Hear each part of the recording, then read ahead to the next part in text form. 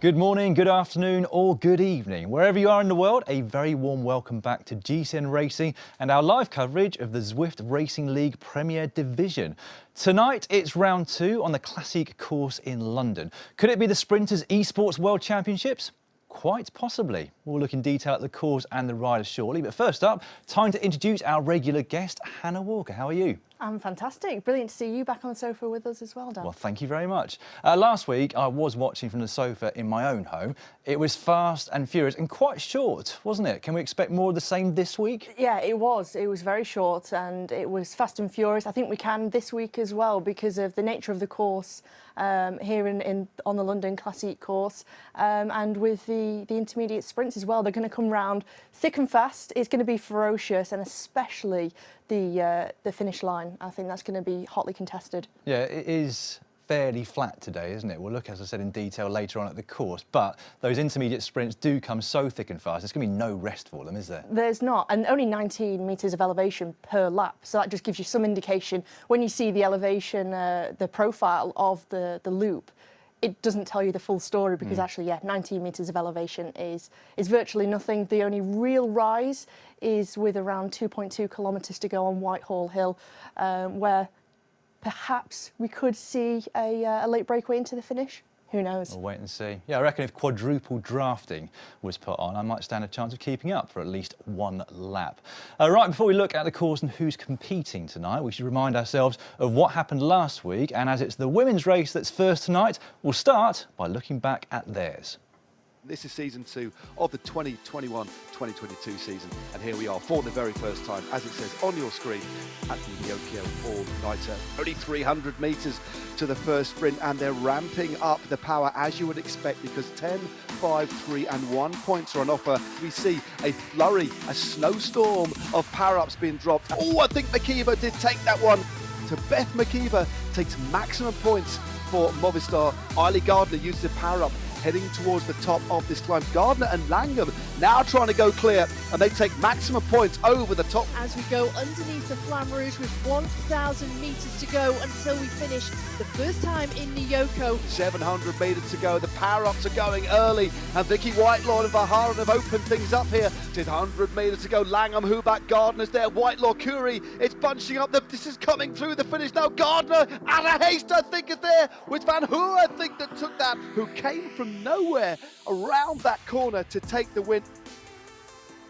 So a dominant display from Wahoo Lecole saw them take 119 points in round 1, and with that, an early lead in the series standings, which looked like this.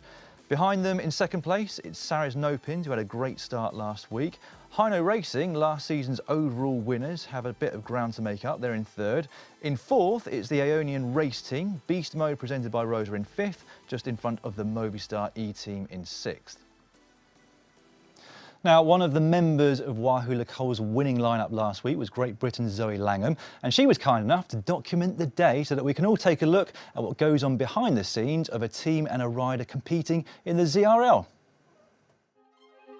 Hiya, I'm Zoe Langham. I'm a rider for Wahoo Lecole. We're a new team to the Premier Division and I'm a new rider. I thought I'd let you guys know what goes into a race prep day. So for me, it starts off in a room just like this one, where I'll be seeing patients all day as I'm a final year medical student at Nottingham University. Busy. So now I'm back for the day. The first thing we've got to do is get into the Wahoo Lecole kit. And then we're ready for our weigh-in, which just consists of me standing on the scales and then standing on the scales with a weight to make sure that they're calibrated.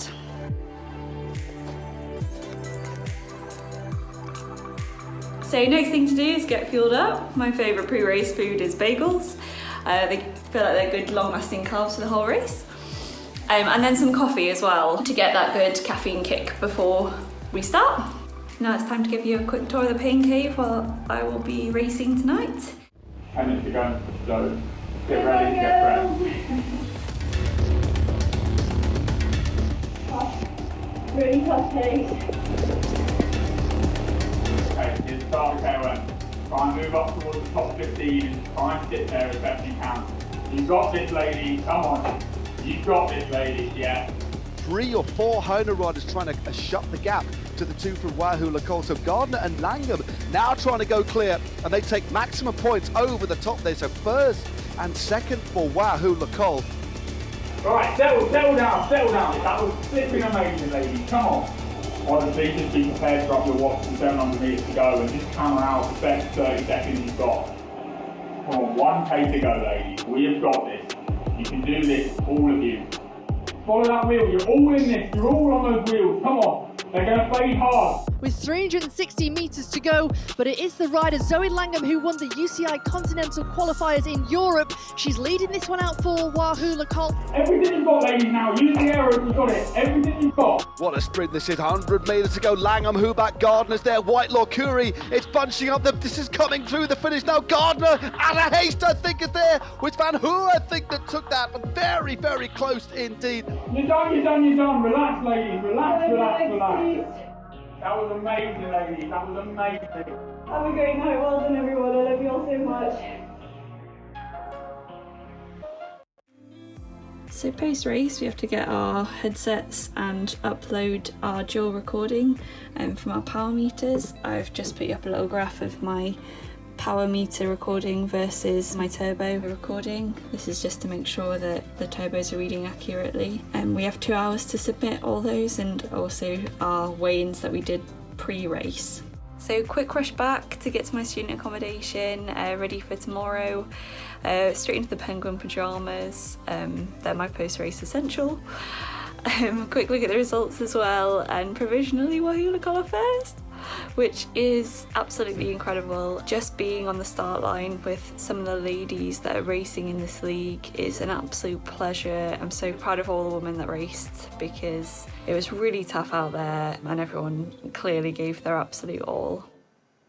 Well, they did give their all, and it paid off for them, didn't it, as well? The perfect start for Wahoo Lacole. Was that a slight upset, would you say, Hannah? I think it was a stamp of authority and just a show of what season 2 in the 2021 to 2022 season has got to offer. And I think it's fantastic to see these other riders coming through. Zoe Langham, you know, she's gone from strength to strength since she won that UCI Continental Qualifier for the European continent. And I think just as a team, they got everything right, and I think having that support, you heard it there on her, you know, behind the scenes with their sports director, the encouragement, giving them those milestones of where they need to get to, where they should be in the peloton at that point. You know what it's like, Dan, when you're in the peloton, your legs are screaming. You know that you need to move up, but making that and put it into practice, sometimes it's a bit different when you've got someone in your ear telling you to do it. You do it, and you know, they were there at the finish line, only team to finish in the top 10 with 3 riders, and they amassed so many points, taking 19 points out of second place. It does spur you on hearing that encouragement, doesn't it? Great ride by the overall team, but talking specifically about Zoe there, you've just mentioned she won those European qualifiers for the upcoming UCI Esports World Championships, and she's a full-time medical student. Too much talent? Oh, certainly, it's incredible you know, how she's combining the two. I think it's absolutely fantastic, and much like the rest of the peloton, you know, they're combining their jobs, their studies, their own businesses. I think it's just the wonderful platform of Zwift where you're able to do it. And as she said there, once she's finished, quick dash back to her student accommodation and ready to start the next day as a medical student. Brilliant. I also noted that she only weighs 55 kilograms whilst carrying a 5 kilogram dumbbell. That's got to get help when it goes uphill, isn't it? Oh, certainly has, doesn't it? It certainly does. Well, we should probably take a look now at what the teams and riders are going to be facing in their race tonight. It's not too long now until the start of the women's race. Mentioned right at the start of tonight's show, we are in London for the Classique today. The first time this course has been used on the ZRL. There is a lead-in of just over 5.5 kilometres and then 6 full laps of just under 5.5 kilometres. So 38.4 Ks in total, but this is going to be extremely fast as there's very little in the way of climbing, just 130 metres of elevation gain. The lap itself starts and finishes at the Mall, and it's here at the arch where the intermediate sprint and also the finish line are located. There are 10, 5, 3 and 1 points available for the first 4 riders across the line at the end of laps 1, 2, 4 and 5. Double those points are available at the end of lap 3, and it's the usual 50 points on offer for the first rider across the finish line. The points, though, at the finish line go right down to 30th place, so most people will have something to race for right to the very end. And 3 power-ups are available to the riders this week, one of which is invisibility, which we haven't seen being used since, well, forever really, due to its nature. I told them that wouldn't be funny, but they made me do that joke anyway. Also, the draft and aero power-ups are available to pick up, all of which could be very useful on this particular course, you'd say, Hannah. They certainly could. I think you've got a great pick of power-ups for tonight and where you use them. The invisibility, I'll be quite interested to see who uses them into an intermediate sprint, especially the intermediate sprint with the double points. I think you've got a great array of power-ups available. Who's going to just sit back and keep that aero for the finish line? Slightly downhill finish on the mile. You want to make sure that you've got top speed, max revs to try and take the victory. Yeah, no feather power-ups for tonight, not particularly useful on the course that they're dealing with. Just before we take a closer look at a couple of the team lineups this week, I will bring you the news that Canyon SRAM have unfortunately not been able to field enough riders to take part today. Perfectly understandable, given that Neve Bradbury has spent the weekend picking up 2 silver medals at the U23 Australian National Championships, and I think that's probably one of the reasons why they underperformed last week compared to some people's expectations. So the ZRL Premier Division is a very specialist discipline. If you're trying to combine it with other racing, your national champs, for example, it can be difficult to combine the two. And I think we saw that last week, Hannah, didn't we? We did, and I think shortly after the race, Ella Harris had to go and jump on a flight back to Europe as well. So there's lots of different things, perhaps why they did underperform. But looking forward to seeing them back in the ZRL. It's very, very different. I think the majority of their focus of where their fitness is wanting to be, where they want to be as a professional, is in their road season, which is coming up in just over 5 weeks' time. So it will be great to have them back in. Yeah. But as you say, different type of discipline. We hope to see them again soon. They're not racing, but we're now going to have a look at a couple of teams who are.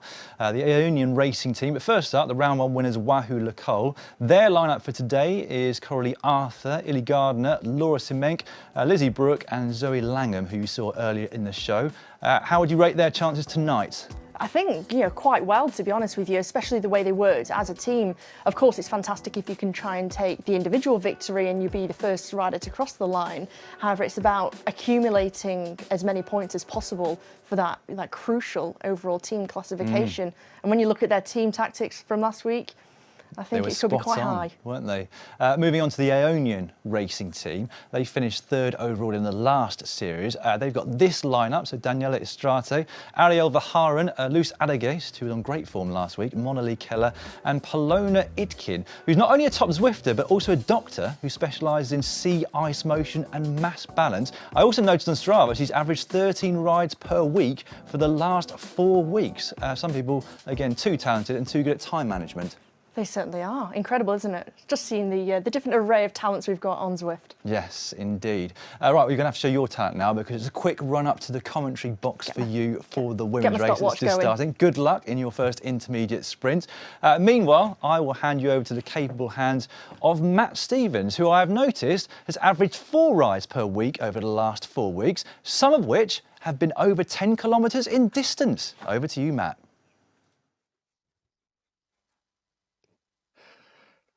Well, thank you very much indeed, Dan. A little bit disconcerting that you've actually mined that much detail, but there we go. Let's hope Hannah records a personal best on Strava running from the sofa to the comms booth today, because this is going to be an absolute corker of a race without a shadow of a doubt. A few reminders for you. We're in London.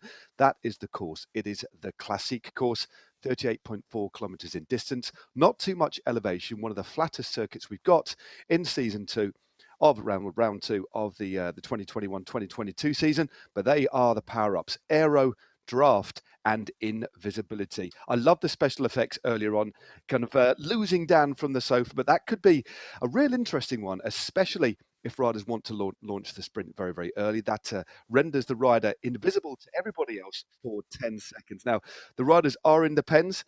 We've got just a couple of seconds though, and we will be off. Remember, we've got about 5.5 kilometres running before we hit the circuit itself, but expect this one to be very, very quick indeed. I cannot wait to see how this one pans out. Will it be a sprint? Will we get a breakaway? And here we are. Straight off the bat, we've got Hayley Simmons just in the centre there. A few riders from Movistar, maybe looking to see how they fare compared to last week. Amazing ride as we know, by Wahoo Lacole, straight from the community divisions to boss things. And I can just see that we have got Hannah Walker in the booth. She's looking comfortable. She doesn't look too out of breath, which would be in stark contrast to the riders out on the course today. Hannah, great to have you alongside me. First time we've raced the Classique course. Tell us your Strava time getting from the sofa later. I'm looking forward to this one. Yes, certainly. Me too. Very much looking forward to this one because it should be a brilliant sprint affair come the mile. Can anyone spoil the sprinters' race today with a last-minute attack or perhaps a long-range attack for any of the teams who don't have one of the out-and-out sprinters on the roster? But just taking a look at the speed so far, already above 51 kilometres per hour. Well, that is very, very quick indeed. I'm expecting the speed today to be in excess of 44, 45 k's an hour. We know in Zwift Racing the starts are very, very quick indeed.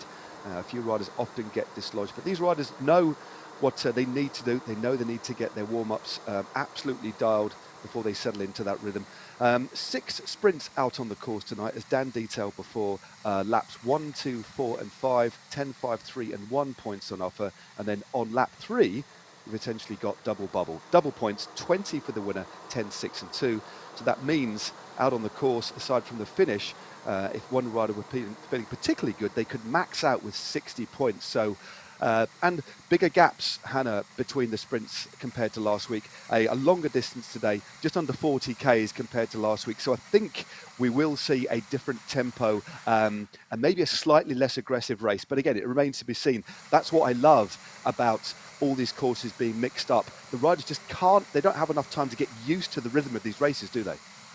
They certainly don't, and we've seen it before, haven't we, where if a rider hasn't been involved in the actual intermediate sprint, whilst some of those others, they sort of sit up and start to get a little bit of respite, get the breath back. Others try and go over the top, they try and make an attack, and is that something that we'll see tonight with a rider just trying their luck with a breakaway? Because it could work, it could be possible, but as you say, the repetition in which the intermediate sprints come much longer this time, with the lap distance at 5.4 kilometres totaling 38.39 kilometres. Indeed, well, we're looking at Catherine Curie there. They've got the new in-game kit from Saris No Pins. That is a really, really striking kit. I would almost safely say that is the kit that stands out the most. It really is a wonderful, wonderful design, and we know how quick Catherine Curie is. She was 6th place last week. The winner was her teammate, of course. So great ride by Saris No Pins. And just a quick one, as we settle in and look at last week's winner, Liz Van Hooling, what a perfectly timed sprint that was. And also, I'm going to go off a brief tangent, no ride-ons for Liz Van Hooling, so please do fire up your Zwift companion apps, follow these riders and give them a ride-on as much as you can. It is very, very important. We love the community getting involved in this racing. But a quick question for you, Hannah. Heino, 3rd yesterday, their best individual placing was 8th. How do you think they're going to have been affected psychologically? We know they're a magnificently strong team, but they've never been so badly placed. When you look back over previous seasons, they've been dominant, and this is a very different position for them to be in. It's very, very different, and it's a different place for them to be in terms of the standings, but they have got a lot of pressure on their shoulders to try and perform week in, week out. And as I mentioned to Dan on the sofa, when you look at the teamwork and the tactics of some of your other teams, notably Wahoo Lacole, it was exceptional to see the way they rode. I mean, that's not to say Heino rode a great race last week. They tried to go and play to their own strengths. They tried to attack out of the arcade where they had the 3 riders up front. They did have that minute gap, didn't they, with Christian Kolczynski, but as it turned out, it was Wahoo Lacole who were closing and clawing that gap back. So they gave it their all. They only had the 1 rider within the top 10. It wasn't the result they would have been looking for, but still 5 more races left in the ZRL Season 2 Premier Division to try and gain back those points. And all it takes, as we've seen, Matt, over the last couple of years, all it takes is for one team who are at the top of the standings to have a bad night, and they lose an awful lot of points. They move down the standings, and it's never over until you get to that last round and everything's complete. It certainly isn't. We're looking at Cindy Freeble here, just rolling through. Already somebody has used an invisibility power up there So they will become completely and utterly invisible to the rest of the field. Now the feeling they're shedding that power up as we go through, because we'll be going through very, very shortly in about 2 kilometers time through the start and finish arch for the very first time. But a reminder, first time through the arch on this long lead-in of around 5.5 kilometers, there's no points on offer. They will actually have to complete one full lap, and then we start the points being dished out as we look at Natalie Stevenson here, just moving clear off the front. Beth McKeever of Movistar dragging back. 2 Scots leading. Becky Story there from the Isle of Man, also from Movistar, moving up. A lot of power-ups being dropped. You can just see on the top of your screen now, that is the kilometre to go board. They do a 180-degree turn just up the top here. But these city streets of London, absolutely magnificently rendered here in game. And of course, this Classique circuit, Hannah, as you well know, this particular circuit we're looking at is the circuit that was used for the inaugural Women's Classique road race. Was it 5 or 6 years ago now? Yeah, it certainly was. And of course, that event started way back in 2013.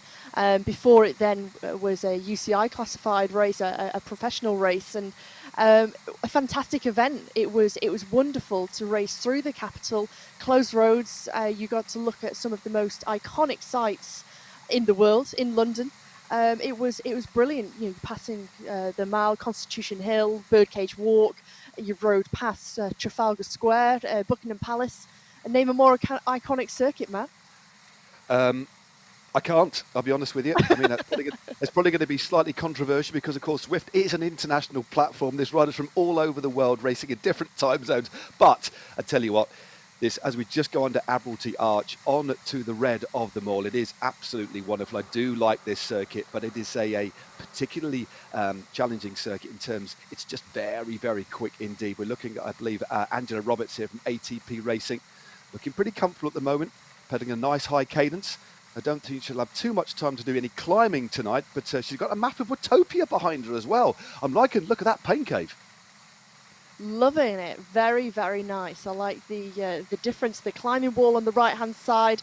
And just take a look at this. A little bit of an acceleration from Angela Roberts. Must be reacting to a move that's currently going down the mile. She's wanting to try and make a breakaway by the look. I think they're wanting to try and make a breakaway here, Matt. I'm wondering, sorry, Hannah, to cut across it. What I think that might have been a slight error there, because I think she was sprinting. She saw the gantry. Next time through, there will be points. But that was clearly an effort, I think, to go clear and try and take the points, and it wasn't to be. So the whole of the ATB team did go, but no points on offer next time. There's Buckingham Palace on the left-hand side, and we're just now going up Constitution Hill. Now, Hannah, there are various ideas, theories why Constitution Hill actually got its name, and one of them is because King Charles II used to take his daily walks up there. Have you got any more light to shed on why it's called Constitution Hill? I haven't. I'm looking to you as the wiser guy of the insider of why it's called Constitution Hill. Please enlighten us. Thanks very much for the history lesson.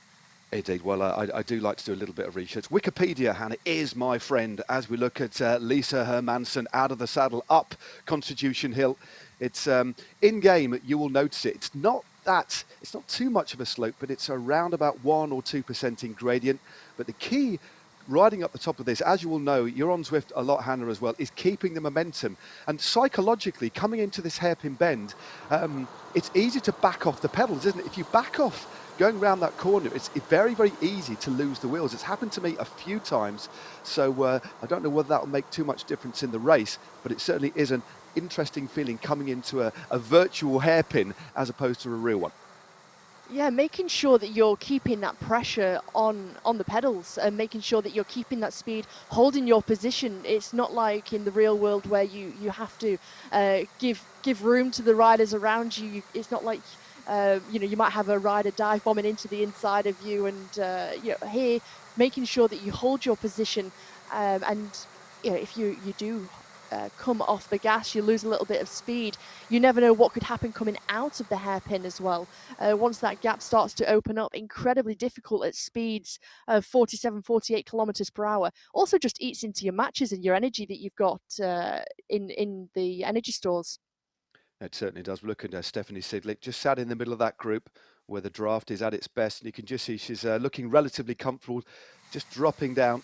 We actually don't go back to the start-finish here. We do basically a right-hand turn, loop back through. Lots of ride-ons now. A lovely flurry of ride-ons. Wonderful to see. I was just looking back. There's a rider who's just been dropped. That's Wahoo Lacole's Coralie Arthur is out of the back, and quite clearly, which is a little bit of a surprise, Hannah, Beth McKeever from Movistar is languishing at 1 minute and 58 seconds, clearly having a little bit of a problem tonight, which is a big, big shame for Movistar.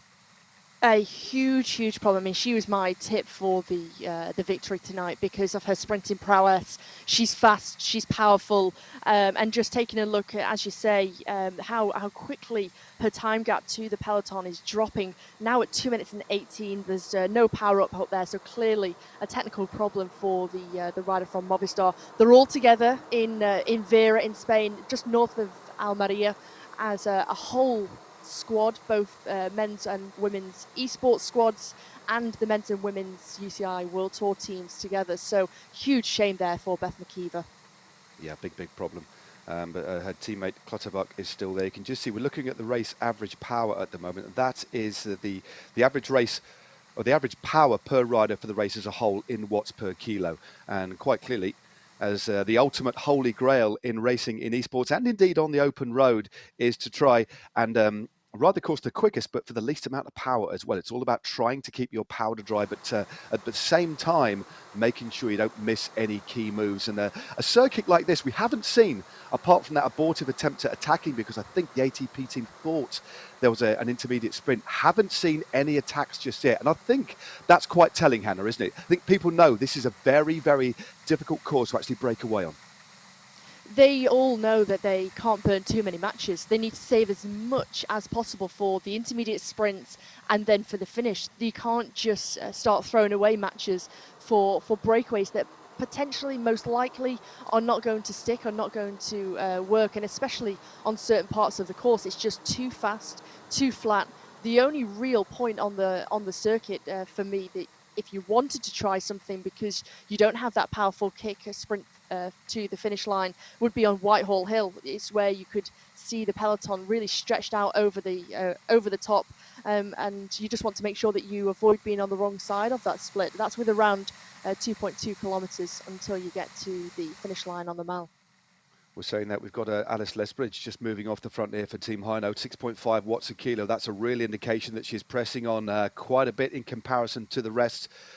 Alice Lethbridge, such a classy rider. Remember, Hino, I say only third place. When you step back and look at it, is a good result, but it's not the kind of result that we've been used to for Hino. But that little clip off the front was neutralised very, very quickly. Look at that, 3 riders from Movistar. Movistar really happy to ride at the front of the bunch. As we look at the stats of Lethbridge there, 3 watts a kilo right now, 92 RPM, BPM of 178, and well, nice average speed of 45 kilometres an hour. So I do think today we're not going to be, it's going to be around, isn't it, 45, 46 Ks an hour, a very, very fast course indeed. And it won't be long before, Hannah, we go through the Flamme Rouge, which will be in a few moments' time, and we've got our first sprint coming up very, very shortly. All the riders, you can just start to see them moving up through the peloton. They're poised and ready, getting themselves into position, trying to amass themselves, trying to move up with as little energy used as possible, just trying to surf those wheels in front of them. And as you say, really impressive the way that Movistar are riding tonight. They have the 3 riders up there. Hayley Simmons is up there. Steph Clutterbuck is up there. Becky Story, the rider from the Isle of Man. Kristen Kulczynski also just moving to the front as well. Is she going to go long? We're just going on to Admiral Petit Arch again. And there is that long straight, almost like a red runway leading to Buckingham Palace. Stevenson now opens things up at the front. Clutterbuck not too far away. Vicky Nealon as well from Hilo Racing. All the power-ups being dropped, but off the front is a Stevenson. Stevenson looking very good for Toyota Cryo RDT. She's got a little bit of a gap, but I fear she is going to be caught before the line. Well, Clutterbuck goes clear now. What a sprint by Clutterbuck, using that aero power up just at the right time. Well, still got about 100 metres to go, though, so we're not over yet. Big sprint on the left-hand side again. Oh, I think that was Klein up there for... I think it was Klein that might have actually taken that, or was it Lizzie Brooke? Well, there we go. Was it indeed Lizzie Brooke who took maximum points? Pennington in second place, Lewis Adderhaste in third there, and Klein from Cryo had to settle for third place. So a lot of that was. Let's have a little look at this replay. How to pick the bones out of that one, because a lot of riders went very, very early and got it wrong.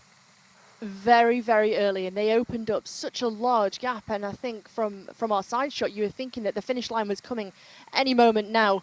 But Steph Clutterbuck, one of those riders, you just take a look at this launch that she had. She had around 3 bike lengths at one point, and I was just taking a look at her numbers, 12.4 watts per kilogram into that sprint, but just sort of fell short towards the finish line. Lizzie Brooke there, half a bike length over Naomi de Pennington. Very impressive there, and again, timing it to perfection. Didn't go early. No, that was a very, very well-timed sprint, should I say. Movistar, as we talked about earlier on, well, they've lost, should I say, get my words tangled up here, lost one key rider. We don't know why, but Becky Story has decided to go clear. She's got a gap of hovering around a second. Hayley Simmons, her teammate, clearly just riding at the front, perhaps trying to block 1.5 seconds now as they round the top of this long drag of Constitution Hill. Come back down the other side again. Very high speeds, as you would expect today. 26.1 Ks to go. And Becky Story persisting with this effort. Will anybody try and get across? Because to try and hold off the bunch on roads like this, again, not just because of the flat nature here and the kind of speeds and effort that you've got to maintain, it's the fact they got you in sight all the way as well. It's not twisting and turning like we saw last week. This is a really wide open course, isn't it? Very, very wide open. As you say, sometimes if you're on a course where it's narrow, it's twisty, you're onto sort of those country lanes. When you're out of sight, you're out of mind, and those riders almost forget that you are off the front and you are able to gain a few more seconds, eke out a few more seconds around the corner. In saying that, she is increasing her lead at the moment. 3.1 seconds she has to Toyota Cryo RDT's Natalie Stevenson, who is currently leading the chase behind at the front of the peloton. But Story, perhaps, they have had to change their tactics of what they want to achieve tonight with the unfortunate technical problem with Beth McKeever. They've had to tack and change plans.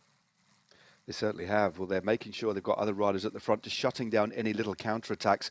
And Becky Story, meanwhile, with a lead hovering at around 4 seconds. But look at the cost in effort is the fact that she's having to hold a humongous 5.5 watts plus per kilo. That equates to 284 watts. She's absolutely flying at the moment through the sunny streets of London. You can see a lot more ride-ons being dropped. I'm going to remind you again, fire up that companion app and get involved. Give these riders a little bit of love as we look at the figure of Lizzie Brooke there. Good ride by Lizzie Brooke last week.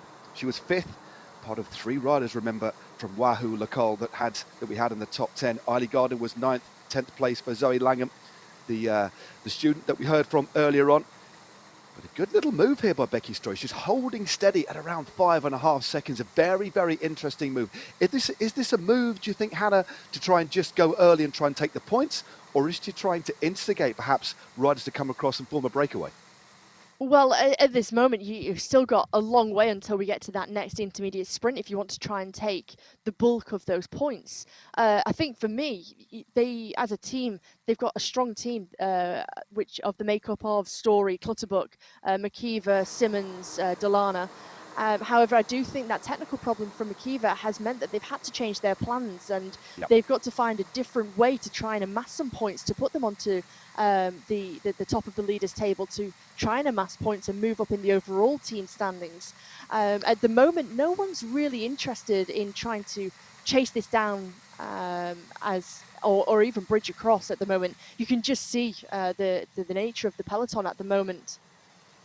Yeah, this is where we're going to see a few little spikes, a few little watt spikes here up this little bit of a drag. This is the little section of the course that you were talking about early on that could provide a little bit of a springboard for riders to try and go clear. It's the only real small climb on this circuit, apart from the long drag of Constitution Hill. But the gap has actually come down. when a rider's been away for a long time, when the road starts to ramp up, it's so hard to maintain that tempo, isn't it, Hannah?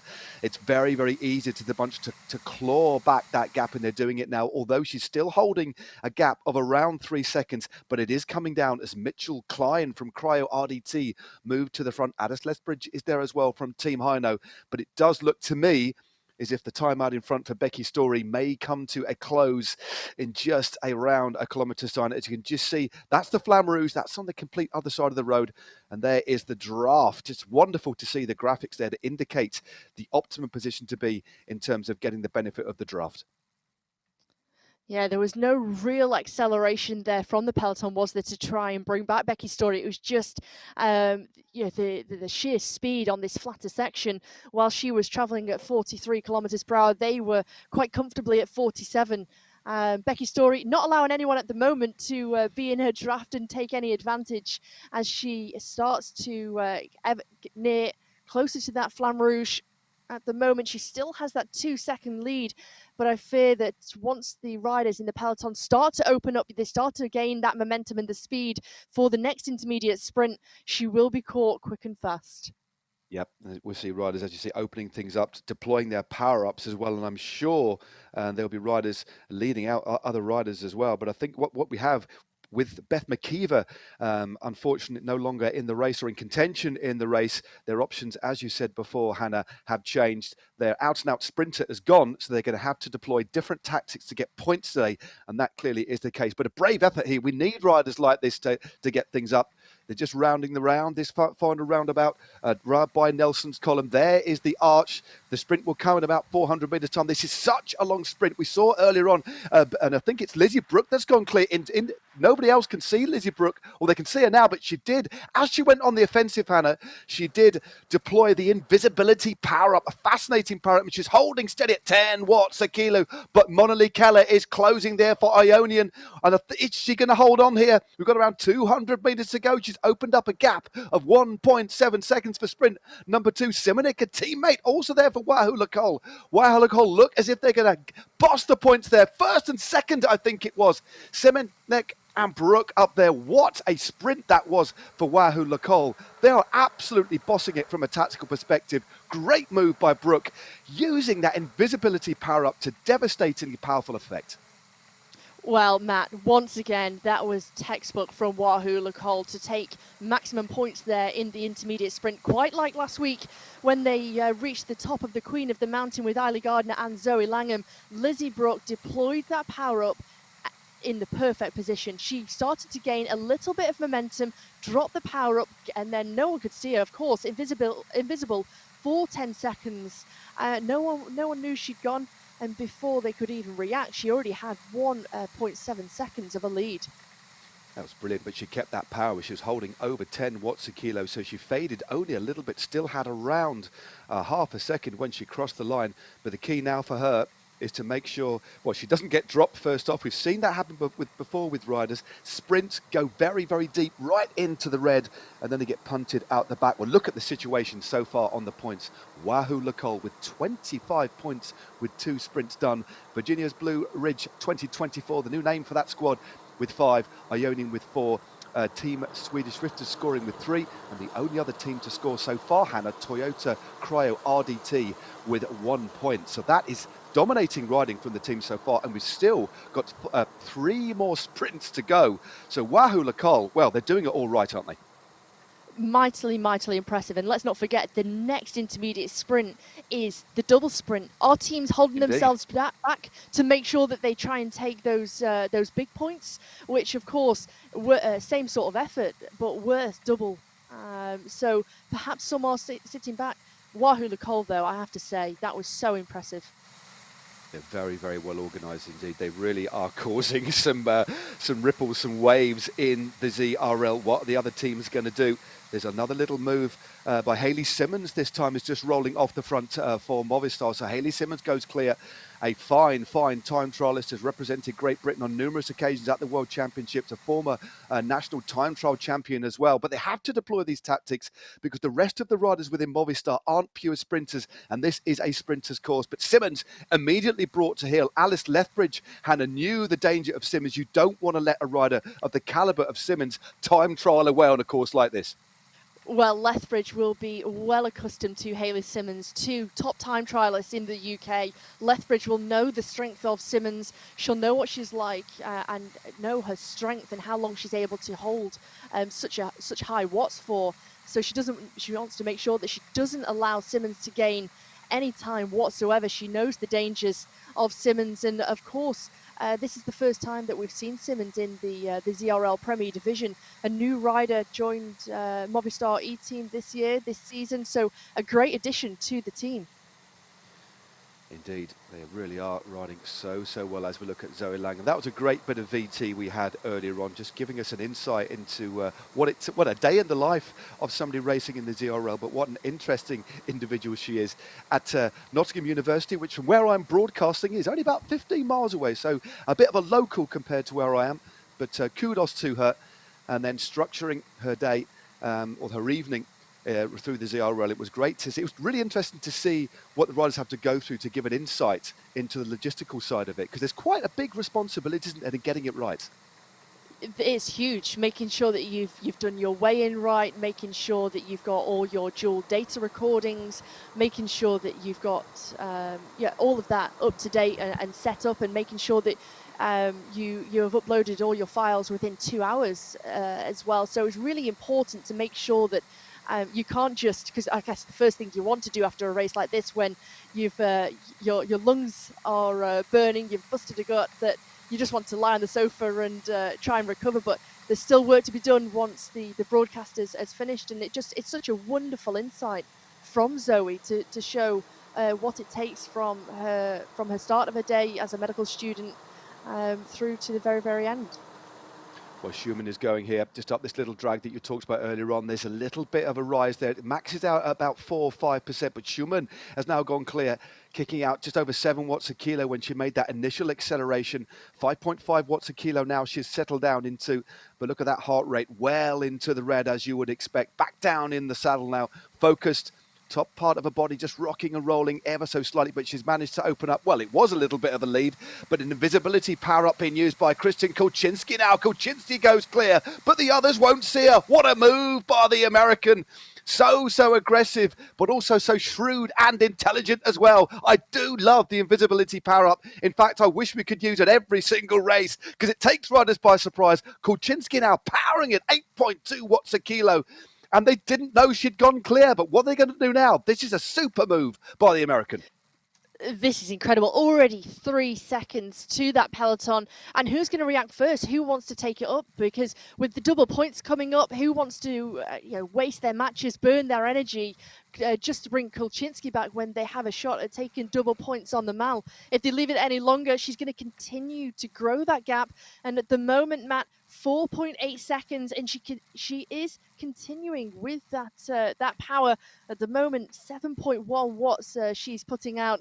This is so impressive from Kulczynski. Again, another rider riding to her strengths, riding to her capability. She knows she can't win an out-and-out sprint. She has to do something different, and she's done something different. She certainly has. Remember, it's double points this time, so 20 points, 10.6 and 2. Double bubble on the line next time through as we swing around through Trafalgar Square. Kulczynski still clear, but Hubak's trying to get across the gap, but she's got a big gap to cross. 5 seconds for Hubak. She's only 0.4 of a second off the front. Eiley Gardner, Curie not too far as well, but she's still got a big gap here. 4 seconds. Gardner trying to get across the gap as we head on to the mall. They're still around 400 metres, so near, yet so far. Eiley Gardner also trying to come across the gap to the American. She's shut down this gap to 2.7 seconds. Remember, double points. This one is being really hard fought for, but straight over the top, Mary Wilkinson, Scary Mary with a Aero power up. It looks like she's going to fly past Kristen Kulczynski within sight of the line. Wahoo Lacole on the left-hand side, though. Ollie Gardner and Zoe Langham are there, but I think it's going to be Eiley Gardner who takes maximum points again. Well, what an app. It was Zoe Langham, the person we were just talking about, who took maximum points. Well, so much to pick out of that one. So hard fought for. But in the end, Hannah, it was Zoe Langham who took maximum points. 20 points for Wahoo Lacole. The changes there from the amount of riders coming, that was exceptional there for that double points, and just shows as well how hotly contested that intermediate sprint was. There we have confirmation on the screen. 20 points to Zoe Langham of Wahoo Lacole. Los Arigis from Aeonian taking the 10 points. Steph Clutterbuck getting up there for Movistar E-Team, taking the 6 points, and Miller taking the 2 points there. So, wow, that was breathtaking stuff there, Matt. Well, we've got the replay of that again. I'm almost out of breath. We're only just over halfway through the race. That was such an exciting intermediate sprint with the double points on there for there. This is Eiley Gardner trying to get across the gap. The rider just to the top of your screen was Kristen Kulczynski. Then we had Mary Wilkinson from Canyon going over the top with about 200 metres to go. She flew past, but look at this acceleration by Langham on the left-hand side, also utilising an aero power-up. Wonderful timing and a very, very, well, a wonderfully powerful sprint, but perfect timing there. This sprinting, as we know, is all about timing, but the team that are getting it right tonight, again, Wahoo Lacole, and there it is, by several lengths. Absolutely superb stuff. Wahoo Lacole, not just the strongest team, it appears, but the most organised team as well right now. They're not just doing the damage off the front, but you just saw on that long shot how many riders were put into difficulty and have lost the peloton at the moment. So there's a few riders who have been dropped just from the sheer pace of the race tonight. Indeed, we've got one rider who just clipped off the front, Monolly Keller. I do think that, no, it's Hayley Simmons, should I say. I think Simmons used invisibility cloak to coin a Star Trek phrase, although it's the invisibility power up. But Hayley Simmons going again in pretty much exactly the same point that she did on the previous lap. And she has managed to eke out a gap of around 1 second on Monolly Keller, who's chasing behind. Loris Simonek from Wahoo Lacole also piling some coals onto the furnace to try and bring back this very dangerous rider.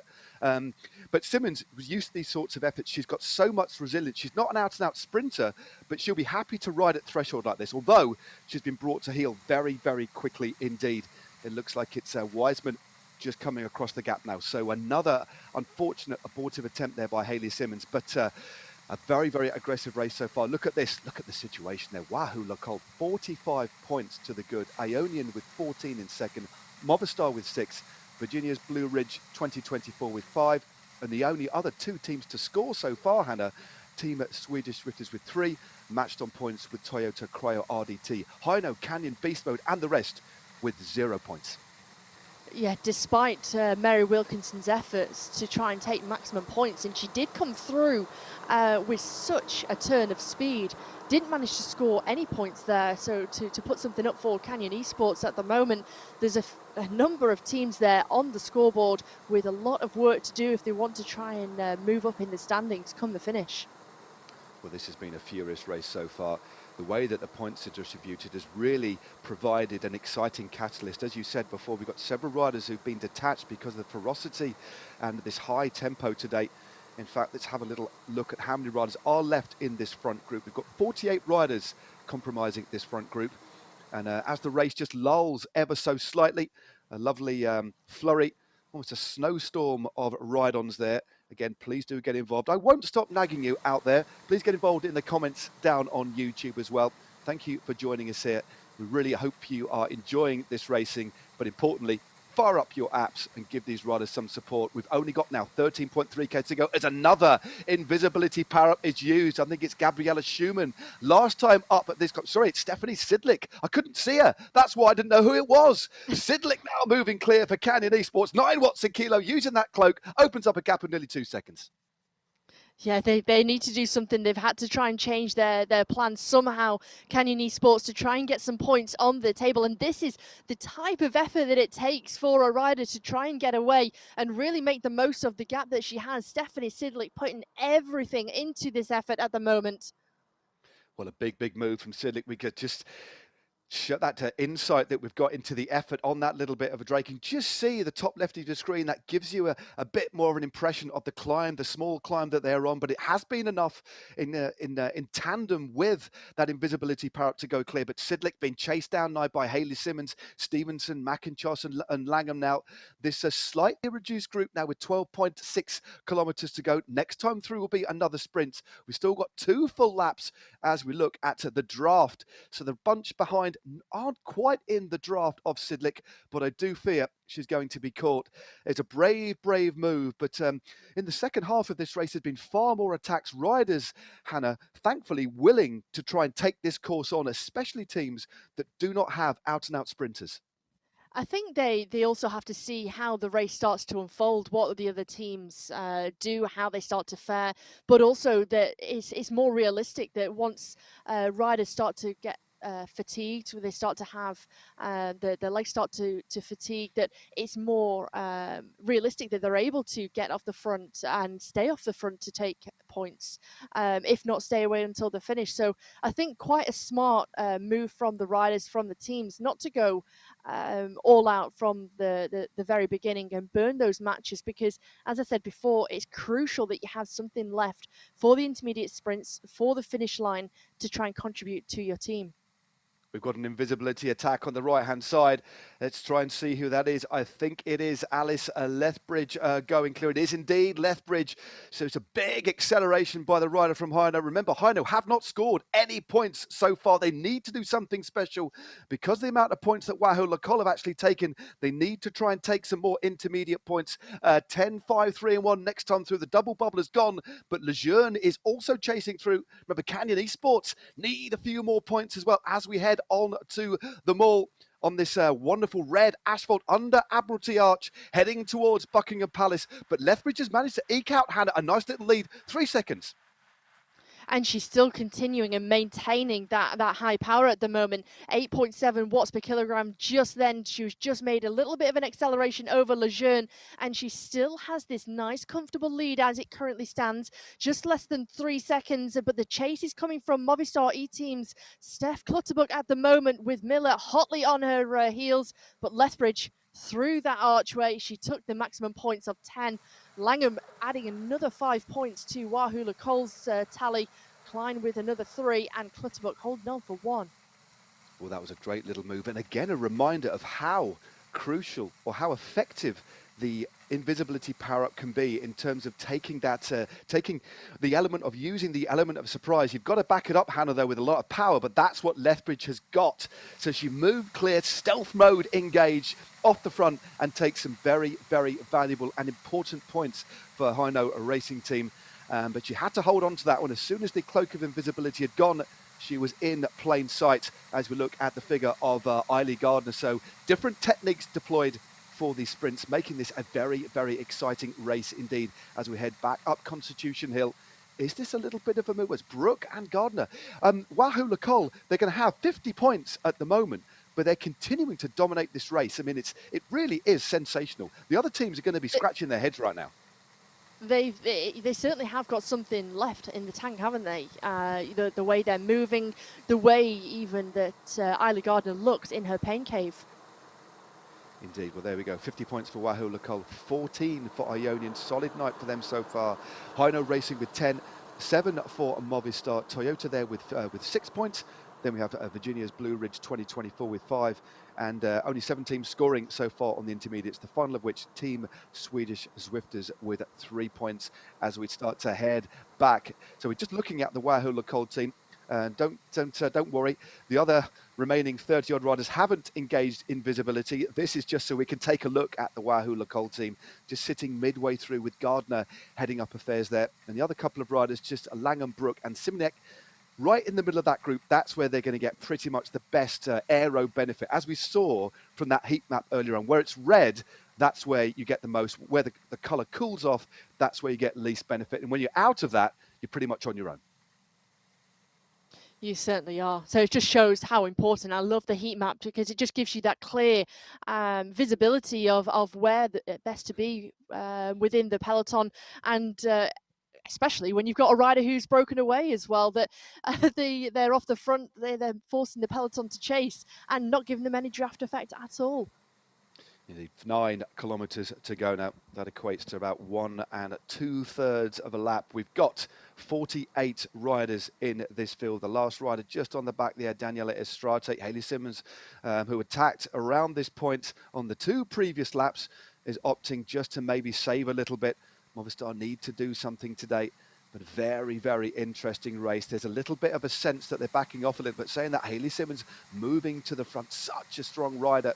Very, very aggressive as well, as we're looking at the stats and the pain cave of the American Laurel Quinones of 2024, hovering at around 4 watts a kilo. That's what it takes to ride at this sort of level. You need to be very, very strong indeed. Heart rate at about 164.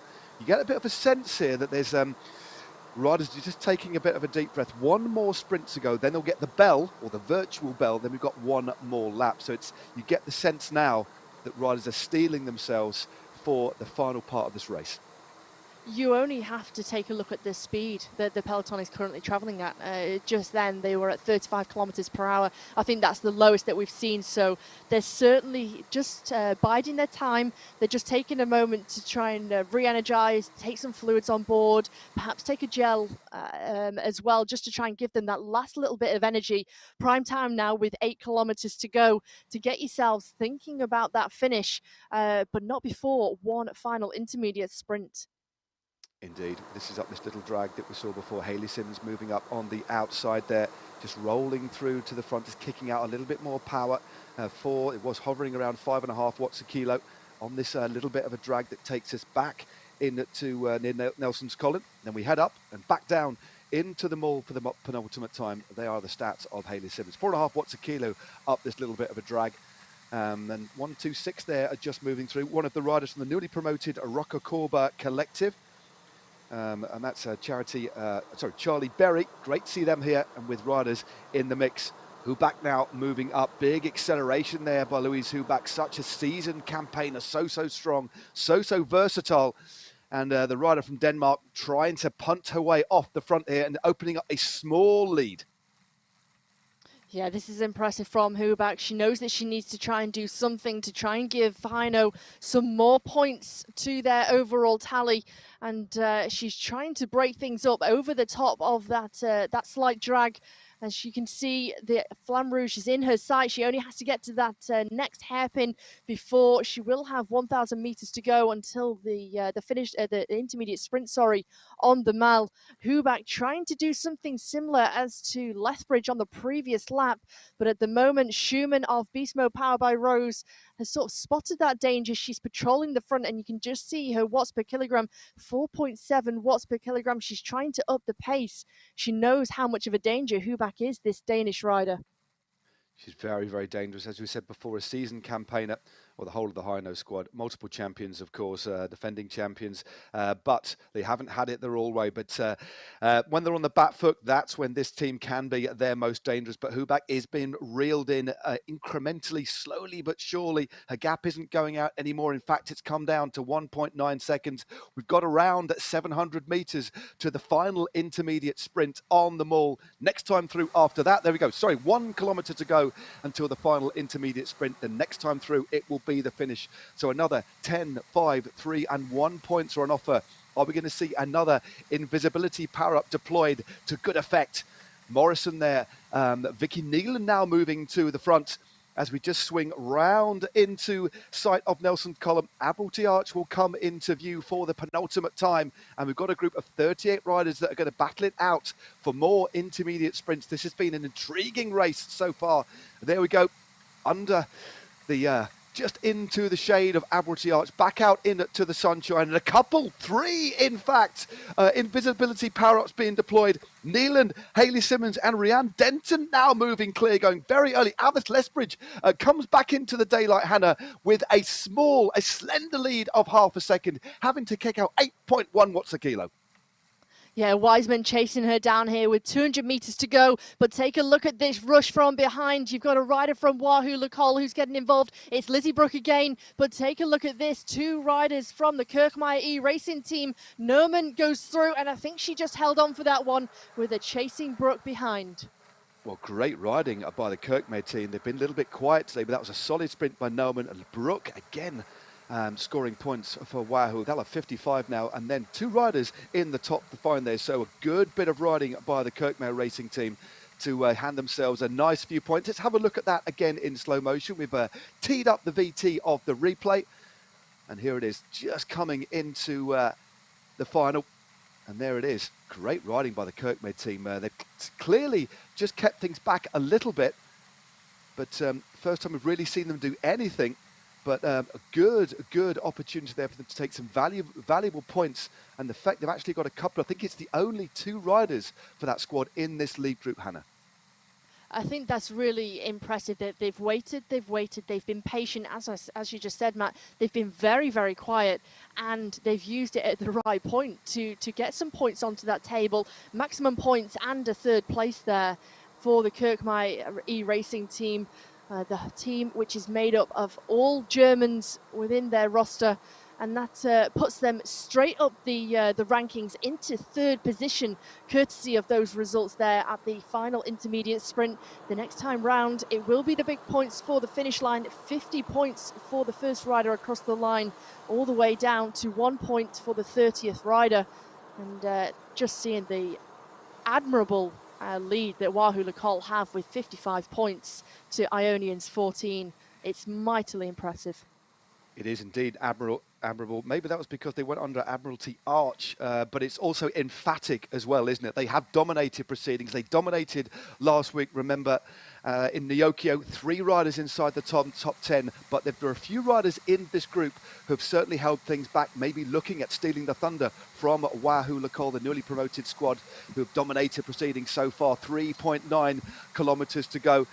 Buckingham Palace for the tourists out there, just on the right-hand side, but no chance to look at that amazing building for these riders. 38 riders left in this front group as we're looking at Stina Mick of the Kirkmire team.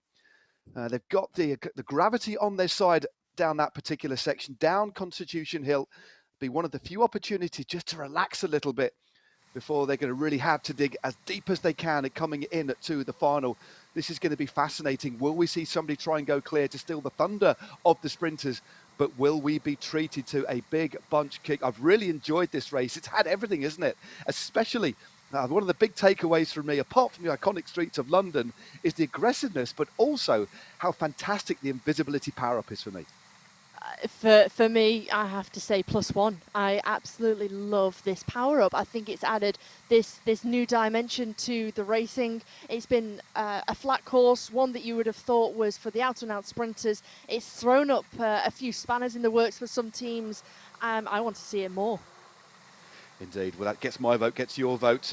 What do you guys think? Get involved in the comments on YouTube underneath this video. And for the final time, I'm going to remind you to fire up your companion apps and get involved. Fire your favourite riders some ride-ons. There's a little bit of invisibility action happening just on the left-hand side. That was indeed number 35. Just powering that one up. I think that was L'Oreal Quinones of the Virginias of Blue Ridge 2024, but 2.8 Ks to go now. 50 points on offer for the winner, as Hannah said a few moments ago. And again, you get this sense that a little bit of calm has just played over the peloton here. 2.7 Ks to go. One more little time up this kicker, then up to that 180-degree turn, back through the Flamme Rouge, through and past Nelson's column for the final time and back onto the mall. And thanks very much indeed for all the ride-ons that you're dropping for these riders. Thank you for tuning in and getting involved. It really does make a difference. But Hannah, 2.5 Ks to go. This should be a real thriller on the mall. It certainly will. You're starting to see the teams getting poised and ready for this finish. Any teams, any riders who want to make a last-ditched attempt at making a breakaway, who don't fancy their chances in the sprint, now is the time to do it. This is the final part of the course where you start to have a rise.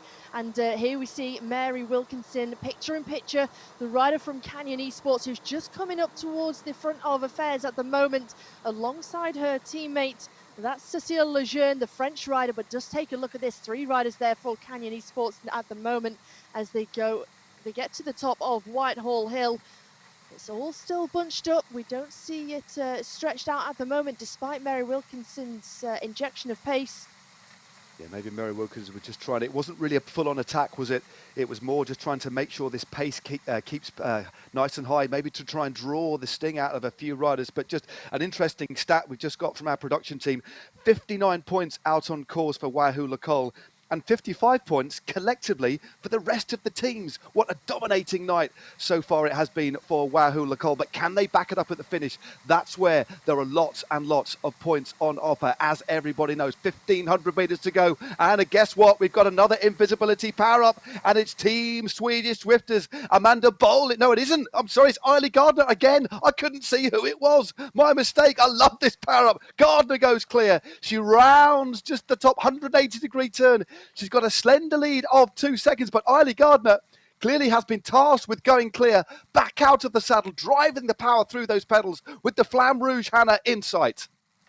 She has, and you can just see that focus, that long stare that you can see her in her pain cave at the moment. She knows she only has 1,000 meters of this race left to go. There's only 1,000 meters left of pain as she gets out of her saddle to try and gain every second possible. It goes up to 4.2 seconds at the moment. Mitchell trying to do something. Story is there for Movistar E-Team as she rounds this left-hand turn. She'll take the right. She'll go under the archway with the Nelson's column on the right-hand side.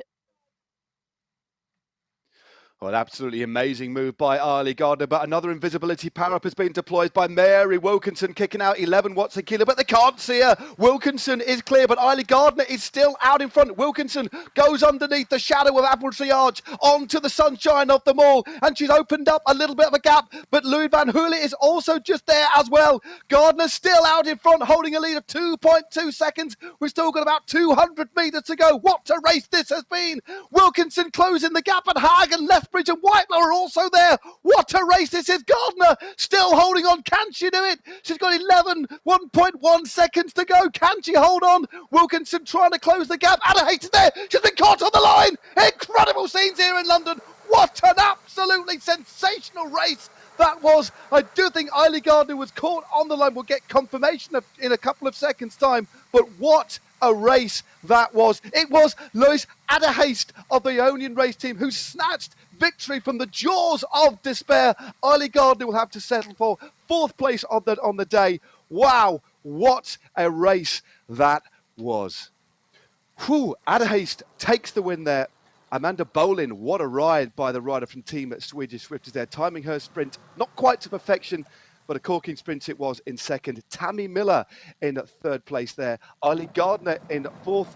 5th, Liz van Hooling. Last week's winner, of course, Zoe Langham, persistent all day in 6th. Then 3 riders from Aeonian. That's solid packing, isn't it? Polina Itkin, Daniela Estrate, and Eiley Verhaeren. And rounding out the top 10, making 3 riders inside the top 10 for Wahoo Lacole, Laura Simic. Well, what a sprint. So much to talk about. I'm going to throw back to the studio, but that was entertainment at its very best. That was round 2 of the 2021-22 Season 2 race. Back to you on the sofa, Dan and Hannah.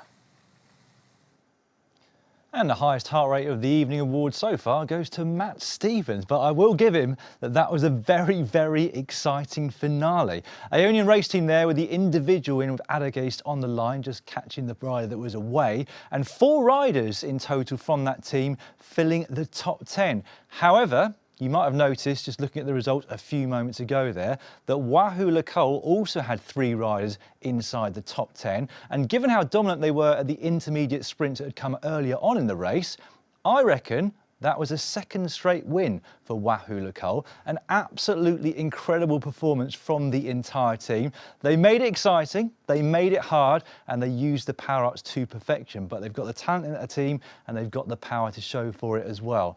We will get confirmation of the results up on screen for you just as soon as we possibly can.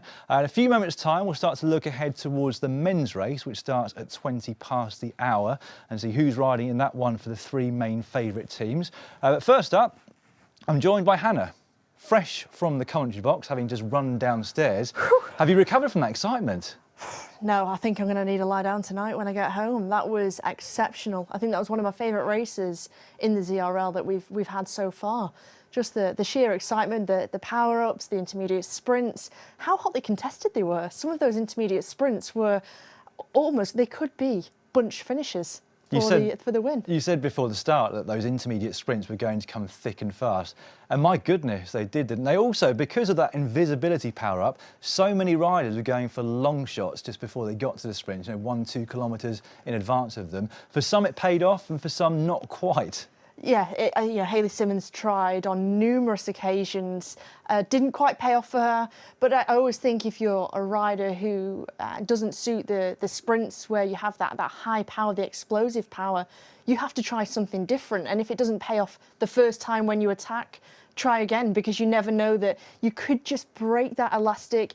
Just if you get that moment of lull in the peloton where no one makes a chase, and chases you down and closes that gap, you could gain, 5-6 seconds very, very quickly, and that could be all it takes. Yeah, but sometimes that gap is extinguished incredibly fast. I noticed that Gardner had 4 seconds with about 500 or 600 metres to go, and she was just caught on the line.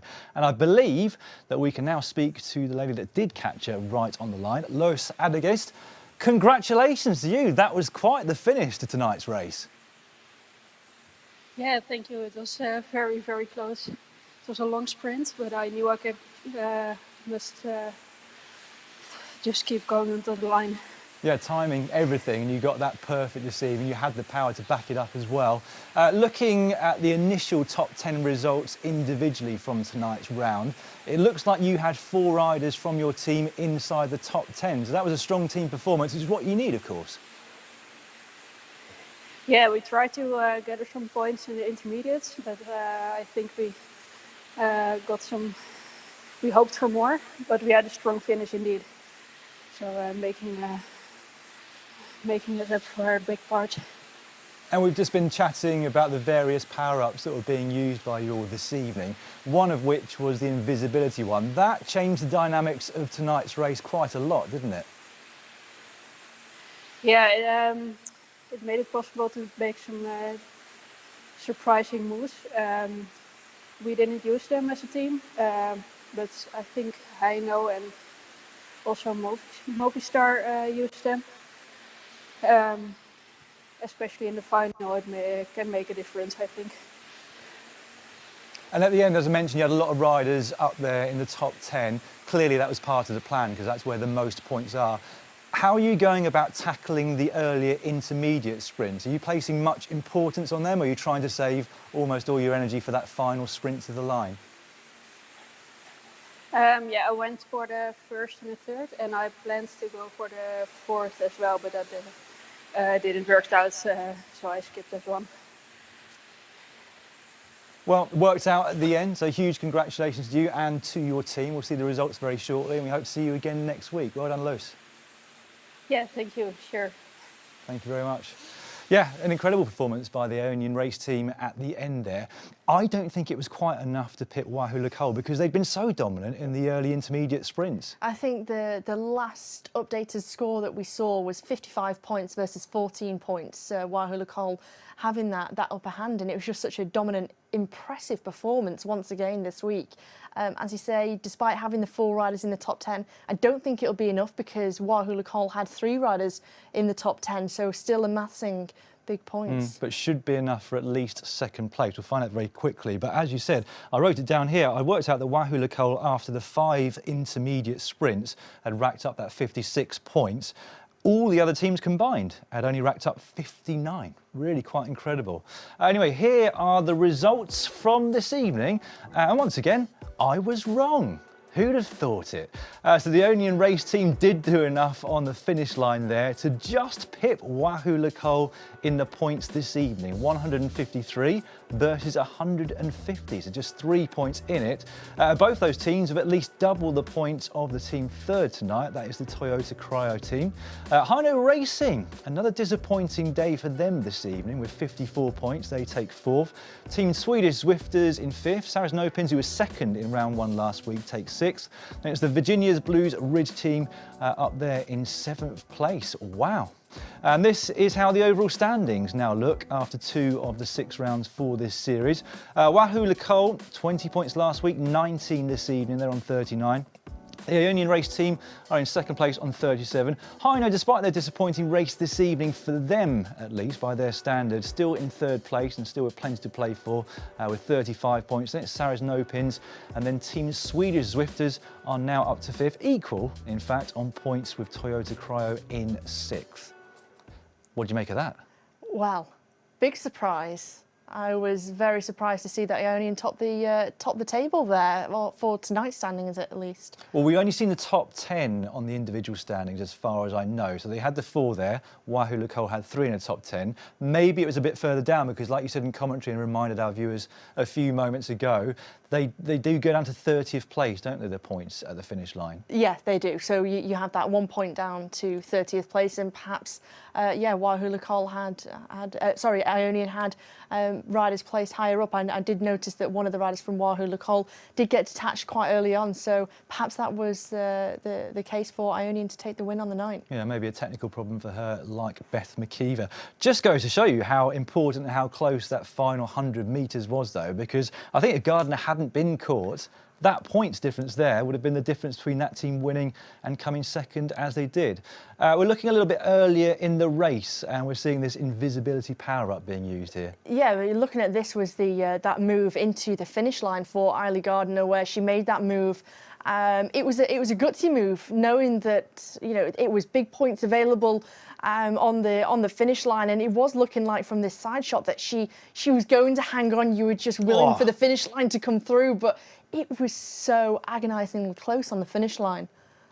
The men have got a lot to live up to, really, haven't they, in their race that starts in around about 8 minutes from now, because that was super exciting this evening. It was, and I think if any of them were looking at that, seeing how the race panned out, I think it'll be really interesting what they've taken away from that, especially the men's Movistar E team, because they will have seen the women's team racing just now at the training camp in Almeria, with the full support of the Movistar World Tour teams cheering them on.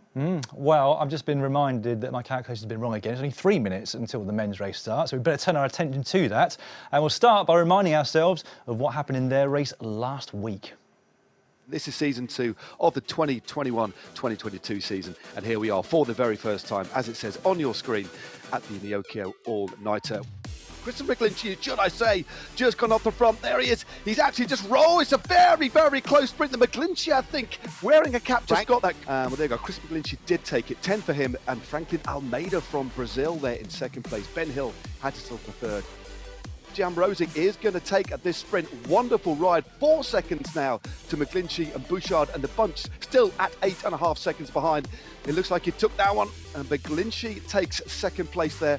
There is the face of Leonard Turgles, kicking out just under 7 watts a kilo, 430 watts. Is he going to be overhauled on the line by the American? Whoa, look at that, Dave. So close on the line for maximum points. A couple of ride-ons for these two riders. There we go, confirmation. The American Segerbrook took maximum points. Gentlemen, welcome to downtown Pain City at 1K. 150 metres to go. He's planned this, has it to perfection. Woo. The bunch is closing. 1.3 seconds. 70 metres to go. He's been caught. He's caught on the line. Moritz, I think, takes it. Ben Hill, in fact, looked like he got it on the line. Wow, what an amazing ride by the Scot, but it wasn't to be. So a dominant display from Wahoo Lecole saw them take 119 points in round one, and with that, an early lead in the series standings, which looked like this. Behind them in second place, it's Sarris No-Pins, who had a great start last week. Hino Racing, last season's overall winners, have a bit of ground to make up. They're in third.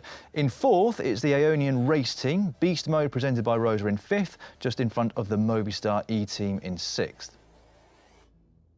Well, as I said, there were amendments to the initial result from last week, so I'll be wondering what happened to Ben Hill. Well, 7 riders in total were penalised after last week's men's race. Some for not updating their in-game weight after their pre-race weigh-in. Some for not submitting a dual recording of both Smart Trainer and Power Meter. But Hill was one of 2 riders who was penalised for not being on the most up-to-date version of Zwift. That meant that his finish line came earlier than everybody else's on the evening. However, that's one of the great things about the ZRL, in that all checks can take place after the race, and that way we can ensure it's been completely fair. And that is what tonight's will be, and we're going to get onto it right now. It's over to Matt and Dave Toll for commentary on the men's race.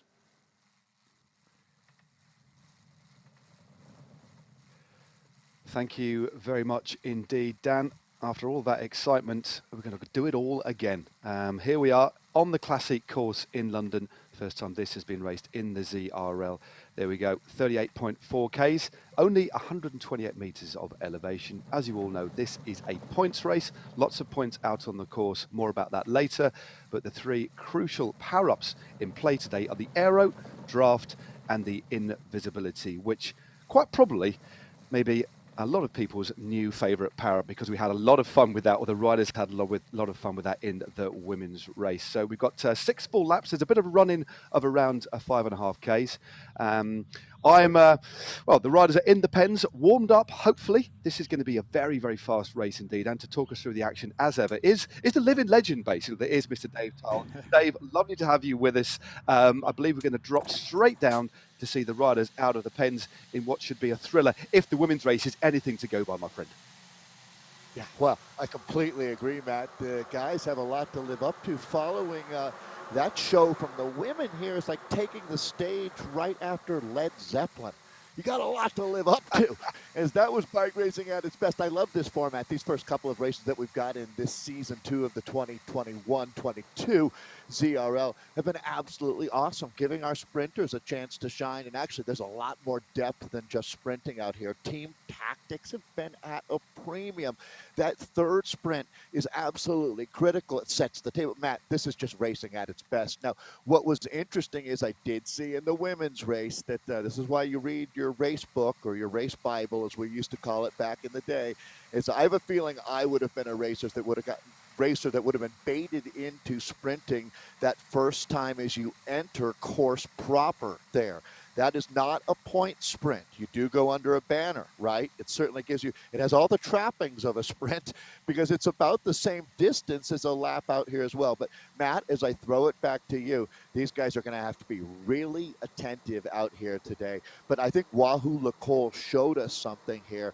Fortune, as you said, previous ZRLs, fortune favors the brave today more than ever, my friend. It certainly does. We had a very, very aggressive women's race. It's fast paced. They're moving along just over 40 Ks an hour. This is a slight uphill section. Remember, this is the only point they will actually be on this part of the course. We start way out in the east of London, heading towards the centre, near London Bridge, a Tower Bridge, etc., running in a westerly direction along the Thames before we head in to commence the first of the loops. And as Dave illustrated, no points off a first time through. They have to complete 1 full lap of 5.46 Ks before the points are on offer. As we look at one of the new superstars from Finland, from Wahoo Lacole, who's giving us a big smile in these early stages, Teppo Lorio, one of the best, well, I think he's got the best hair in game, without a shadow of a doubt, and a real aggressive rider. And difficult to pick this one today. We saw it was a big bunch sprint in the end. We saw several riders go out of the back due to how infernal the pace was, Dave, during that second sprint. But I do believe that Teppo, Dave, is singing. I mean, that just shows. I mean, is he trying to psych the rest of the riders out or what? Yeah, probably some Led Zeppelin. So Teppo is an amazing story. He quickly became one of our favorites. He just, a couple of weeks ago during the holiday, Matt, In 1 week, he earned a Tron bike, a concept bike, which takes, we have some friends that are still working on it after, 6 months. It's a lot of vertical gain, 50,000 meters. Again, he did that in less than 7 days. Jokingly, he set up a trial account and wanted to see if he could earn Tron in the trial period, and he did. So, Teppo, you're right. Living legend, Matt, no doubt about it. He wishes this course just continued to go uphill. But really, in all honesty, you get these little tiny kickers here, but it doesn't put any kind of sting in the legs out here. Here's a sprinter to watch, Matt Kerbo. I heard you talking with Hannah about this jersey. I agree. Does it stand out? It really pops right now, especially in the world of esports. You can see Velocio, I heard they were going to blue shorts, but they're still out here in the white shorts. That takes a lot of, you have to be pretty brave to pull that off, Matt, in real world. Well, it's part of a Great Britain team. Did you ever race in white shorts? No, white shorts were banned when I was racing, Dave. In actual fact, there you go. I remember. Discretion. Indeed. Actually, let's give a bit of a shout out not only to Matt Kubo in their new kit, but also to that pain cave, because it looks like is he in a disco? I don't know, because he looks to be done. That's a pretty funky pain cave in terms of, but we got Turgles, one of our favourite riders here, Dave, one of the most aggressive riders in the ZRL from Belgium, and a winner last season, of course, Lennart Turgles, using that to draft power up as well to go clear. So Turgles is clear. Very, very early on, there it is. It looks dark, it looks dank in Belgium, but this man, one of the most aggressive and strong riders out there, hasn't been given too much of a leeway. In fact, it's Schweber and Segerbrook who've gone across and joined the Belgian. 3 riders out in front with only a narrow lead, though, Dave. Yeah, you could store blue cheese in the area. I'm sure it is very cold and dark where Lennart is racing. They should call him the locomotive, or maybe, he is one of the instigators here. A catalyst, Matt, might even be a better word in the history of the ZRL. He has been one of the most exciting, aggressive racers, and it looks like racers make the race. It really speaks to that in this very moment. You talk group sprints, well, it just doesn't play out. It's just with the animation that we're looking out here, and this is going to be a rider who certainly has come on strong. Felix here, Matt, has been one of the breakthrough riders of this season too. Let's take a look at what we've got now. Felix digging deep. They're making monster wants Pim van Diemen, a previous winner in the ZRL, but we are still a ways away from our first sprint. Like, we can talk about those points, the fact that the third sprint is double value. That's obviously going to be a crux out here today, a critical part of the race that you have to get through. But Matt, I'm going to throw it back to you. Incredibly aggressive out here. Yeah, definitely. That was a little move that went clear. At one point, Dave, while you were talking, the group swelled to 5 riders out in front, but I just think it was just that little bit too dangerous. And up that drag that took us for the very, very first time into Trafalgar Square, the peloton shut that little group down pretty quickly. You don't want a rider of the caliber of Lennart Turgles going clear early on.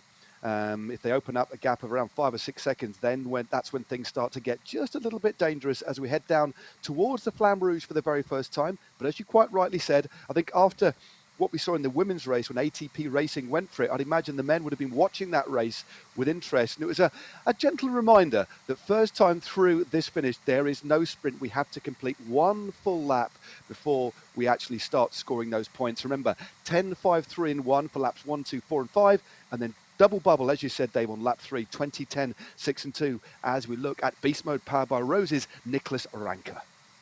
He certainly looks chilled out right now, and obviously they've got the message here.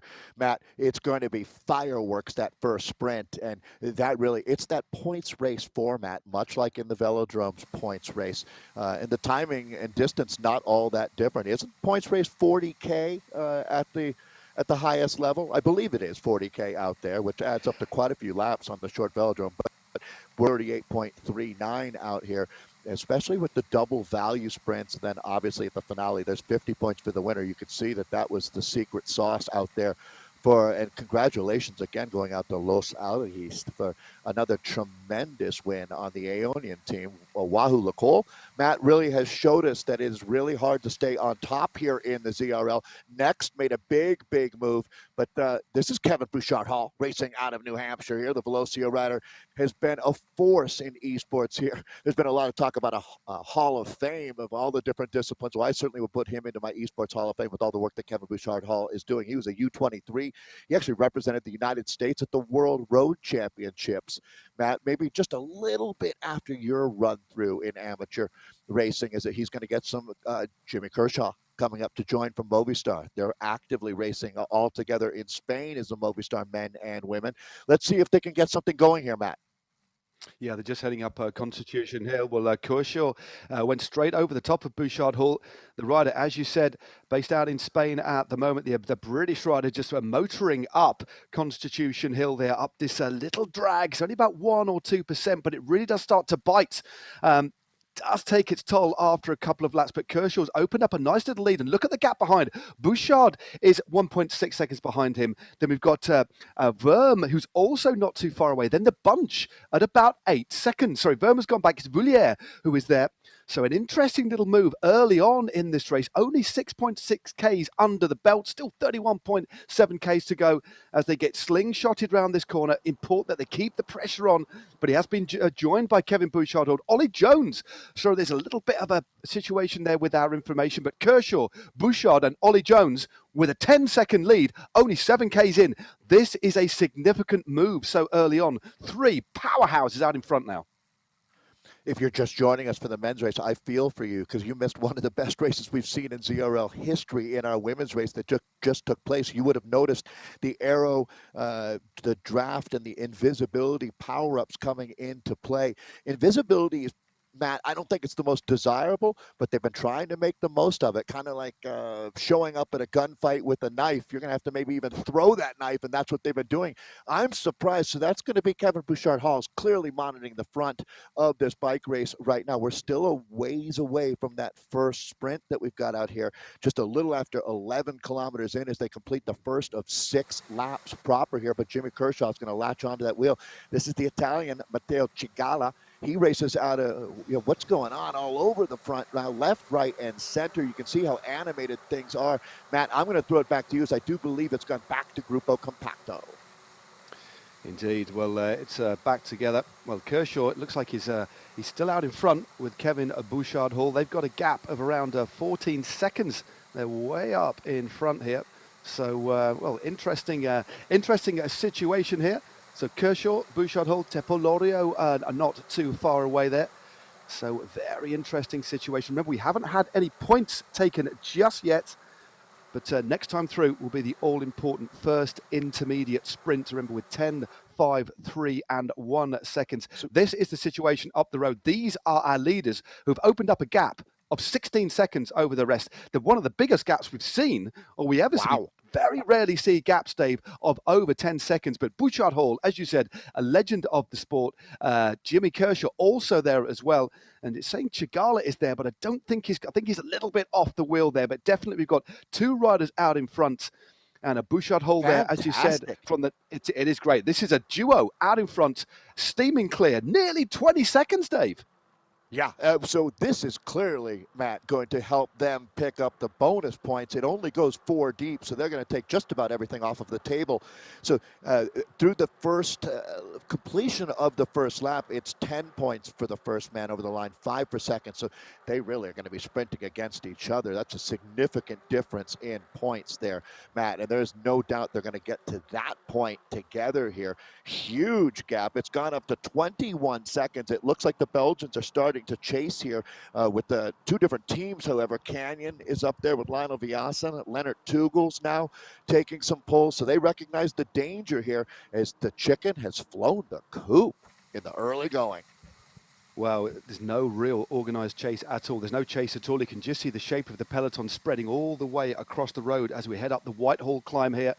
And the speed is really knocked off behind. 22 seconds is the lead for Kevin Bouchard-Hall and Jimmy Kershaw. So the newly promoted Velocio team represented out in front with the Movistar Esports team. This is some move. They certainly, you wouldn't imagine, Dave, with the 22-second lead, they're going to get caught before the first intermediate sprint. But are we seeing something that we haven't seen before?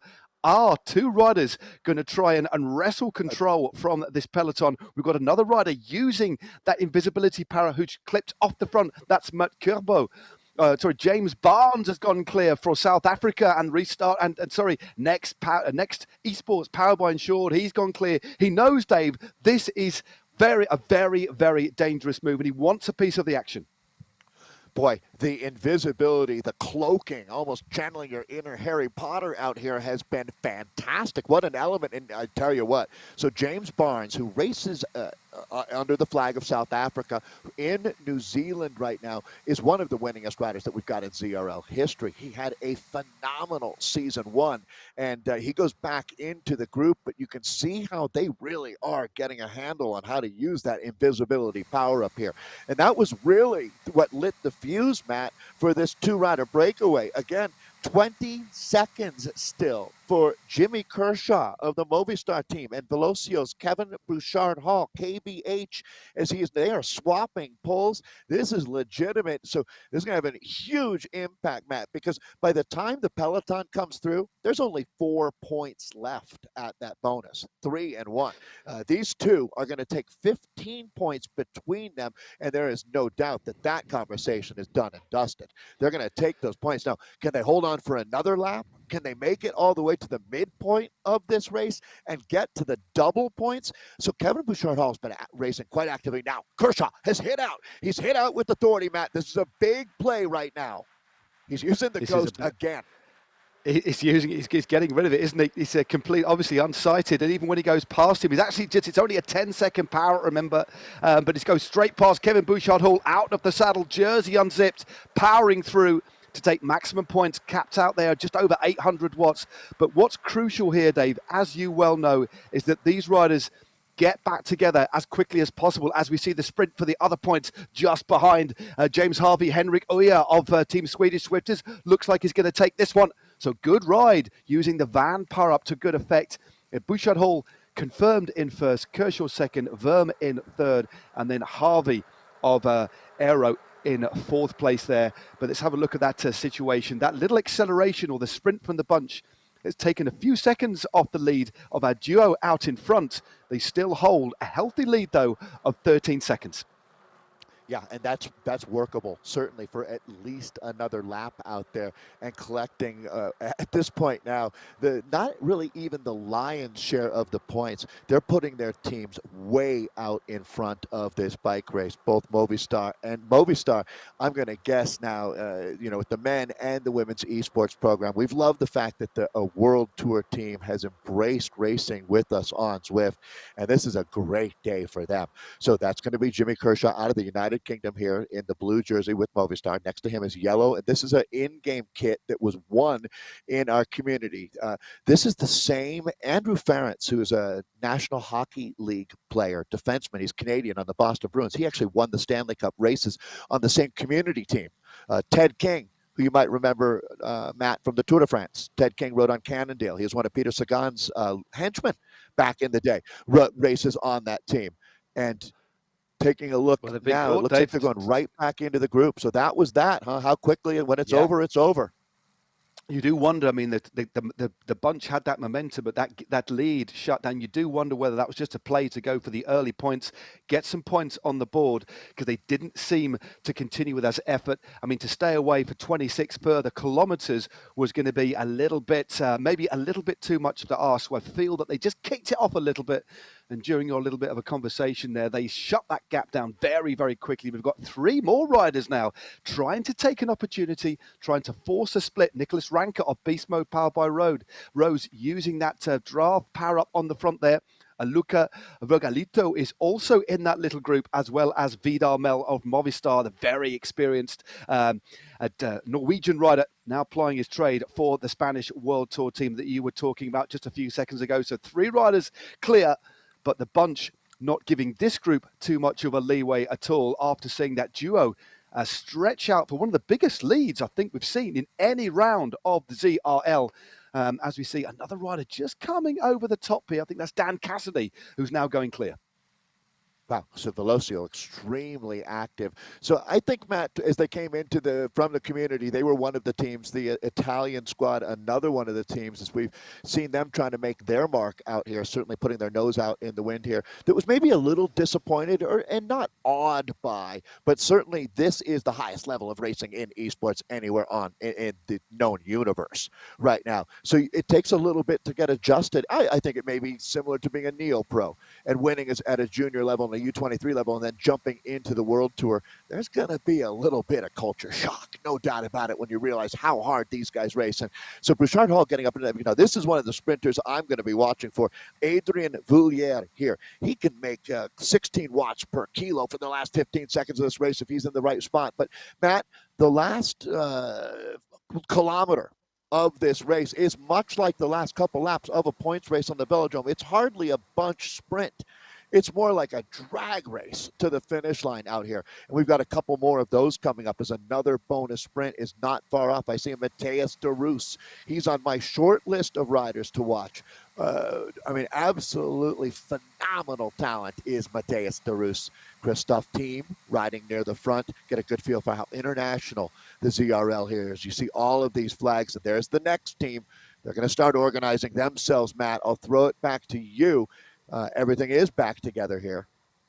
It certainly is. They're going back up Whitehall climb, the only significant elevation on this circuit. Remember, only 128 meters in total of elevation, as we see Limkist moving through to the front.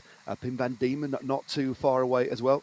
There's Nelson's column on your left-hand side, but another power-up has been deployed. You can just see that James Barnes again trying to just open up a little bit of a lead using that invisibility power-up, which makes you invisible to the other riders and indeed to the commentary team very briefly for 10 seconds. On the left-hand side there is the kilometres to go. But remember, in about 1,500 metres time, there will be sprint number 2 as several riders start to attack. Wiedemann, Lennart Turgels goes 10 watts a kilo. That Belgian is effervescent today, loves an attack and is trying to force himself clear. Yeah, no doubt about it. Here we go. These are some big names, and this is all about 10 points, 5 points, 3 points, and 1 point waiting for these guys. Nathan Guerra talked a lot about how you really got to hit it coming out of that 180-degree turn, and the throttle is all the way open now. So we've got ourselves another battle royale here. Zach Nair moving up. He won the Continental qualifier for the World Championship, and he is en fuego right now here in London. 1K to the sprint, Matt. Wahoo Lacole on the men's and women's side have not missed a step, but there goes BZR Sports Solid, and that is Lennart Turgels again ready to make his mark. It's Van Alst, in fact, his teammate that went straight over the top of Lennart Turgels. So Van Alst is now in front. Mel not too far away. Look at all the numbers that are coming over the top. It's Depo Lorio, that man, using an aero power-up just coming out of just underneath the shadow of Admiralty Arch. The Finnish rider opening things up, and he's got himself a 1.5 second lead here. Chasing hard behind is Hodges, Van Alst and Mel. Can he hold on to this? Look at him looking at the screen there. Headphones on. 2.7 seconds for the Finn. What an absolutely magnificent ride for sprint number 2. But I do fear he may be caught. Still got 200 meters to go. Ben Hill, Nicky Hug, all of the most explosive riders in the ZRL about to catch him on the line. Can the Finnish rider hold on? No, he can't. Hug takes it. Tug, I think, just got that one on the line. Oh, wow, what a sprint, and that is just an appetizer, ladies and gentlemen. The main course is yet to be served. This is going to be unbelievable before anyone gets to pop any champagne or lick their plate clean. We got a lot of racing ahead of us, but you do look at this last top 4.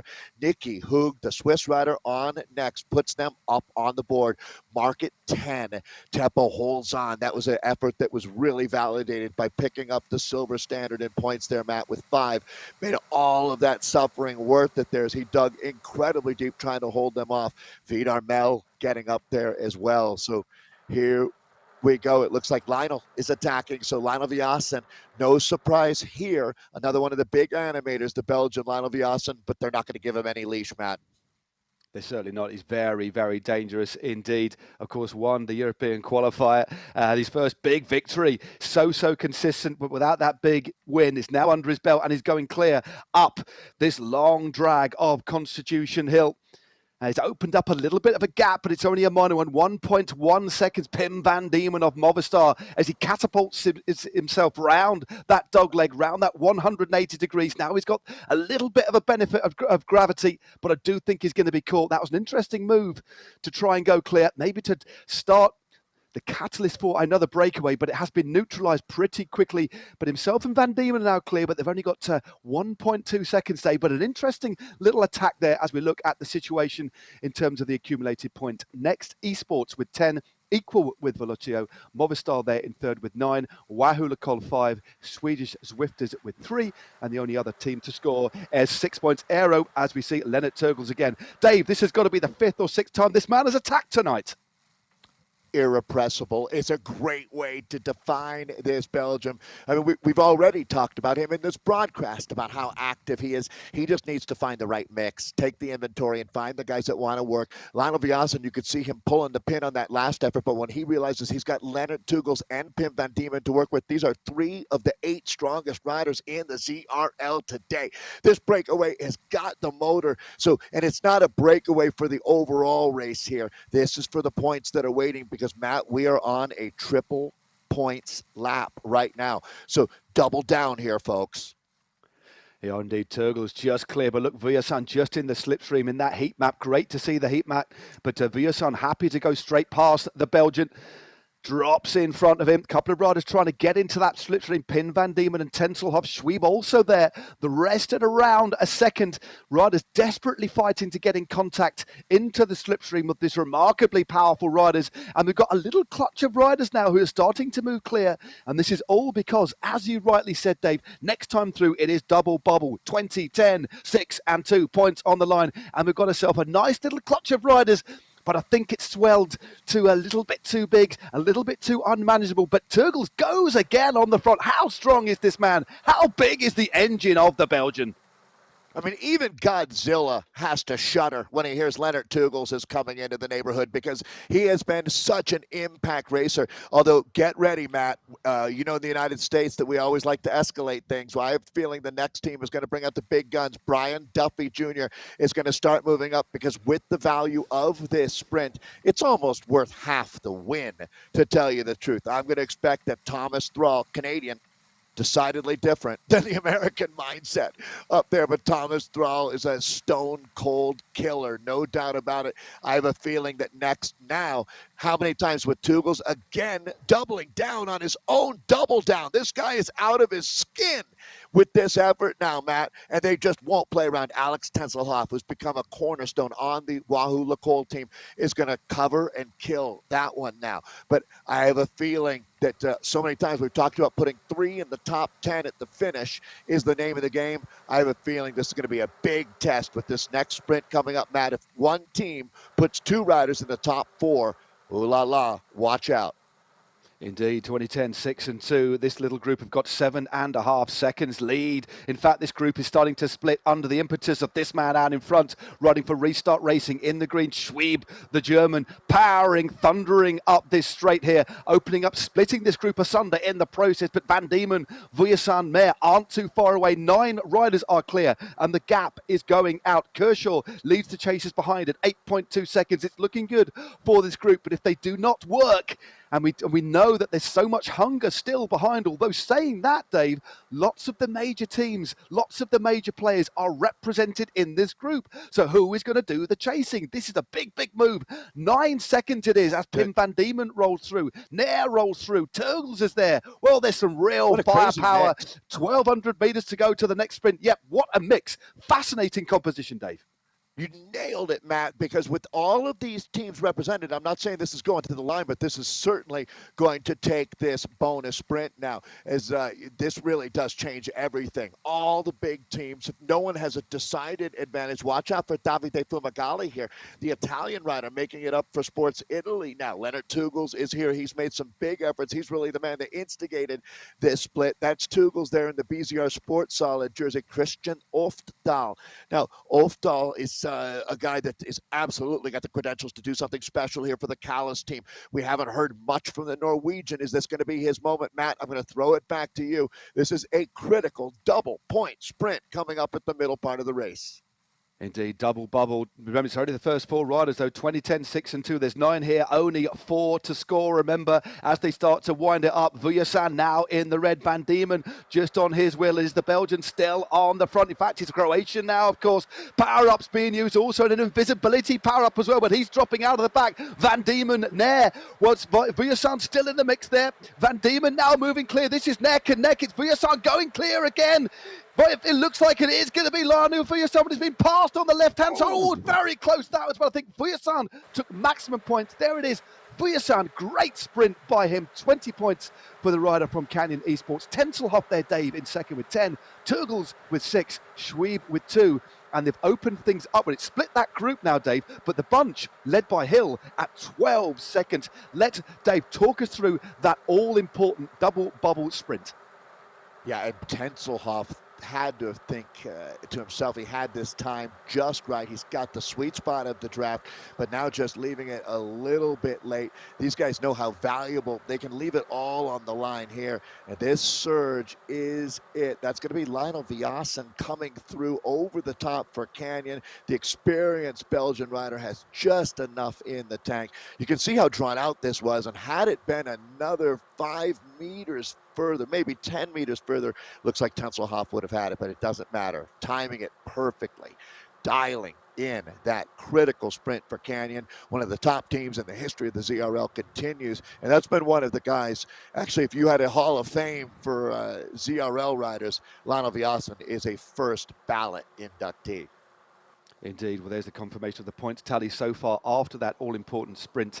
Canyon Esports with 20, Wahoo with 15, Next Esports 10, equal with Velocio, who also with 10 there. Then we have Movistar, BZR, Team Swedish Swifters. Restart Aero, the only other team to have scored tonight with 1 point. And the breakaway still clear, but the lead has started to capitulate a little bit. 7 seconds, the bunch are in sight, should I say, as they descend the other side down Constitution Hill, as we look at Lionel Vujasan with the green screen. Headphones in, resting, poppy paw style over the bars. Will we see this group start to work together? Very, very interesting indeed. The catalyst, of course, was the enticement of those double points. But will we see this group start to work together? This is the group just behind. There's actually a group. Well, this is the chasing group. A couple of riders were dropped from the front, but it does look as if the bunch have got that little bit more momentum now, Dave. Yeah, and I have a feeling that's going to be the writing on the wall for this chapter of the race as we've gone through the middle portion now. That double point sprint, again, this is so much like a world championship on the velodrome, and points racing is tactically. That was interesting to see. That was almost like a group going a lap up there for a bit because they took all the drama away from this group. They were nowhere close to the points. Only about half of the riders up in that front group were able to get up into the points, but I have a feeling that that is going to be it. We're going to reset things now and move into the next phase. It's not long till we've got another sprint coming up. This is going to be David Talbot that we're looking at here. Davide Fumagalli, get used to that kit. The Italians are definitely going to have a huge impact, but this is the Saris rider that we're in with now. Heart rate relatively high, 187 beats per minute. So doing a lot of work right now, Matt.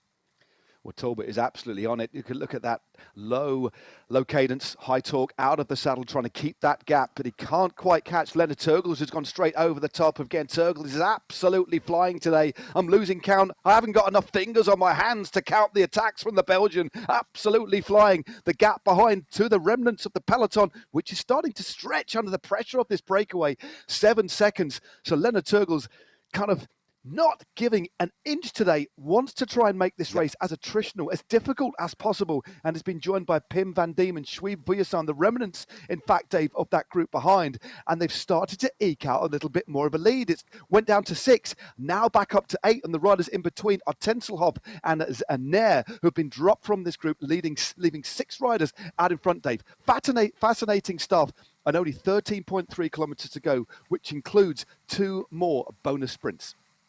Never would have predicted that, Matt, to tell you the truth. Clearly, by my commentary, I wouldn't have. I thought for sure that they were going to hit the reset here. You know, it's interesting with Leonard Turgles. Have you ever heard, Matt, your greatest strength is your greatest weakness? at times, right? And I think Tugels is right on that line with all of this attacking out here, right? He's got to take a little bit of an edge off, but again, he's the guy that makes the race out here as well. There's no way that this group is gone if it isn't for the actions of Leonard Tugels a couple of laps ago or a lap and a half ago. So, I mean, when you want to talk about your most aggressive racer, your most courageous racer, Leonard Tugels, I mean, can you imagine if every guy who started the race had the mindset of Leonard Tugels, what things would be like here? It'd be like a Fondo. We just have bodies flying all over London. It'd be all over the place. It would be like, it would have been like as if the field had been detonated. But no, this group out in front, the leads come down a little bit during that discussion. So Turgel, Schweib, Van Diemen, Vujasan, Fumagalli, and Tenselhoff still out in front. But Duffy Jr. and Mel are leading the chase behind. But Turgel's again irrepressible tonight. So attacking. But is he digging a little bit of a hole? That's the big question. But we've seen him before. He likes an attritional race. He's more than happy to attack. He knows himself. But what we do know as well, Dave, he isn't a pure sprinter. He wants to try and make this as hard as he can. But when he keeps surging like this, it's so difficult for the rest of the group to work with him. The reason I think that it makes sense is that he's got one of the fastest finishers in the sport on his team, Matthias de Roos. Matthias de Roos right now is sitting back in the wheels, Matt. He's got to be, he's breathing through his nose right now. Well, Leonard is just throwing just body blow after body blow after body blow out there. Right now, Matthias de Roos has just got a Cheshire cat grin on his face wherever he is. And that kid, he's got a little bit of Wout van Aert in him, I would say. When you look at Matthias, he's cool. He's is right. We've got an invisibility power up. Sorry to cut across you there, but it's Leonard Turgels using the cloak of invisibility, Dave, heading around past Nelson's Connell under Admiralty Arch. I'm going to throw the sprint to you, but I'll talk a little bit longer because Turgels has gone clear, but also trying to shut down is Alex Tenselhoff. This is still the remainder of that breakaway. This lot are going to stay clear to take even more points. Tenselhoff now surges clear, Dave. Yeah, and Lionel Vujasan said, not in my house. He wins this sprint last time through. This time, it's 10 points at the line, and it's not even going to be a photo finish. You don't even need a sundial. Well, actually, the sprint for second there, though, is certainly going to be close. Tenselhoff gets up there one more time, but I have a feeling that this time he might have slid down one spot, Matt. We'll look at how we score our top four. So we've got another sprint just like that coming up in about 5.5K, another lap away, but 10, 5, 3, and 1, and it was Felix. Felix ends up in third with Leonard Tugels fourth for 1 point there, but Vujasan, 30 points he's collected in the last 2 laps, Matt. That's for amazing. Lionel What a and ride. his Canyon team. Yeah. You do wonder whether Vujasan is doing this. Is the rider that's been nominated to go on the offensive so the other riders can have an easier ride as possible, because look at the lineup. They've got Ollie Jones, who was 8th last week, Meike Voets as well, but there's a big gap that's opened up. All of this pressure on the front. Tenselhoff, Vujasan, Schweib, Turgels now have 7 seconds on Fumagalli, the Italian who's been dropped. Pim van Diemen is in no man's land, and the bunch are at 12 seconds. You can just see Tenselhoff there, the American riding for Wahoo Lacole. There's a rider just trying to come across this gap now. That's Leonard Turgels, who has just dropped in that little bit of a surge. So a fascinating race is unfolding, and we are into the final 10 kilometers now here. One thing, it looks like they're catching them as they did last time, and straight over the top, though.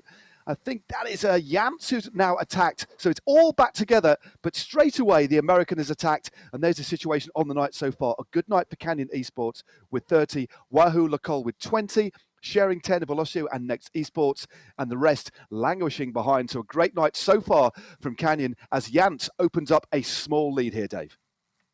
This race has been absolutely bananas. So the guys did not disappoint after the women put on quite a show out here. Again, this is the second race of this season. They've both been sprinters races. I put air quotes up around that, though, because it's a special kind of rider that's had success out here. You've got to dig incredibly deep. And this is one of the races, Matt, where your brain needs to be operating at the same level as your body. body out, be very aware of what's happening. And you know, our directors are having they're in overdrive out here trying to calculate what's going on and looking at these points. It's amazingly simple, and that's what makes it so complex at times out here with these points. And 50 points are waiting for the riders at the finish. This is going to be John Jantz, the American. He's trying to light a fuse, Matt. Let's see who wants to go with him now. Some new names starting to move forward here. It's a Bjorn Anderson trying to come across the gap for PO Auto Ceramic Speed. We haven't seen too much of that squad. He just moves in front of the American. Only a slender lead. Ollie Jones, Bouchard, Brian Duffy Jr. Haven't seen too much of Brian Duffy Jr. Again, keeping his powder dry to coin an old hackneyed phrase from commentators, but that is true.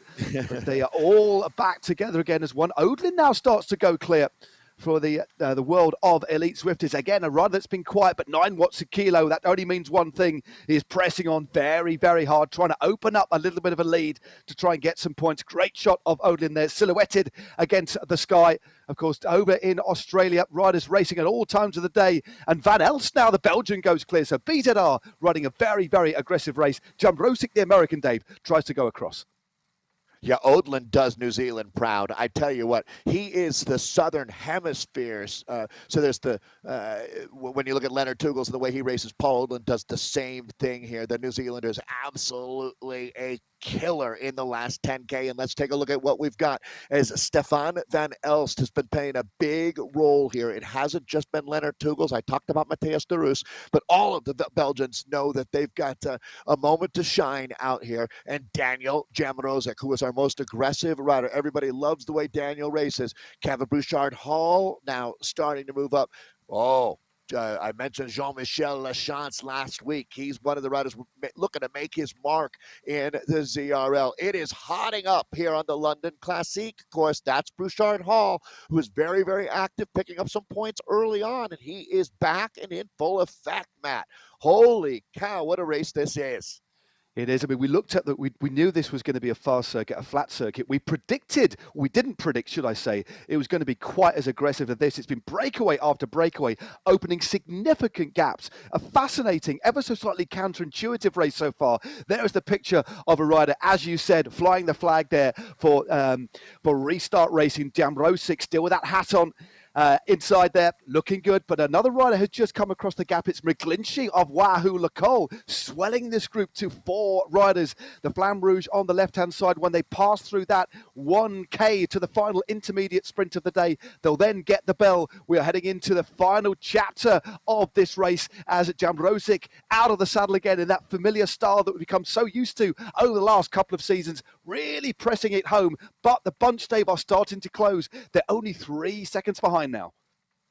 Christopher McGlinchey is the freshly minted Irish esports national champion. He's been en fuego over the course of the last couple of months, and let's see if he's going to be able to make his mark. The peloton is closing down on this one, though, as when the horses can smell the barn, you can see that they start galloping, and there we go. It's going to be Jamrosik up and over the top. Will he be able to hold on? Here comes Dudal. Oh, boy. All right, so points are not that far off. They are 1K away from the sprint. These guys are absolutely burying themselves right now.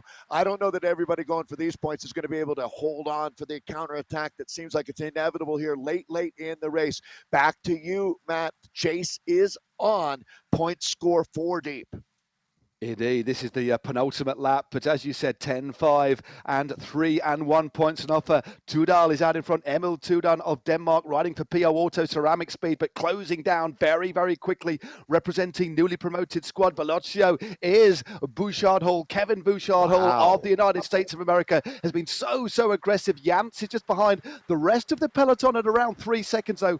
Bouchard Hall goes straight over the top, but look at this. Van Elst, the Belgian for BZR Sports Solid, has lit the afterburner, surges past the American, but lighting the fuse as well with a draft power-up just coming through is Vidar Mel of Norway. Well, almost out of canter. Flies through, takes the final sprint on the day there for Movistar. Mel takes it for Movistar ahead of Van Elst of BZR Sports Solid. Aggressive rider, Bouchard Hall there for Losio in 3rd. And then McGlinchey, the Irishman for Wahoo Lacole, takes the final point. Dave, this is the final lap. One more reminder before I throw to you. Please fire up those companion apps. Get behind these riders. I haven't asked in the men's race to do this. It's been so action-packed. fire up the app, give these riders a ride on, because we've got 5.1 Ks to go. Yeah, I may have said that Vida raced for Callis. He did previously, but obviously with Movistar now, he is part of their big talent pickup. They had a great program about a season ago. We're going to be looking now at John Jantz, who's back on the front, hitting hard one more time. We're into the last ronde, last lap now. This frenetic race, it's just been all over the place. What's amazing is to see athletes like Kevin Bouchard-Hall make a big play early in the race and then doing it again here on the penultimate sprint out here. But now all the finish line is where all the marbles are waiting at this point. Let's take a look at how the points have scored so far. It's been all Lionel Viasen out here today as the Canyon Esports rider. An outstanding job to help make that tally 30. Wahoo Lecole sitting on 21 points. Movistar 19 points. Velocio 13 points with BZR Sports Solid. Lecole just 1 point behind them. Next sitting in 6th with 10 points. It'll be interesting to see when this is all done and dusted, Matt. How do they move up? Let's go back and take a look at this little split here. This is amazing stuff, Dave. A lot has happened since that split. The gap has opened up to the peloton. So we've got Jans and Mel out in front. Bouchard, Hall, McGlinchey, Ofdal are trying to come across the gap. Then we've got another 3 riders. This race has been torn asunder by the sheer way that it's been ridden. It's one of the most chaotic races I've ever seen. And when I say that, I mean it's been absolutely fantastic as a spectacle. As another rider, this time the Norwegian, Oftendal, goes it clear now, running for Callas Esports. This is an interesting move. The bunch still, Dave, at 12 seconds. Absolutely fascinating scenes here as the gap gets closed again. John Jantz is there. Remember, Saris, no pins in that new kit. Oftendal drifts back through this group. McGlinchey looking dangerous there with a cap on. Easily identifiable is the newly minted as well. Irish cyclocross champion as well. McGlinchey so versatile. A very, very solid move here, but Van Elst of BZR Sports Solid is trying to get across the gap. He knows this is a dangerous move because there's some strong riders in this group, Dave.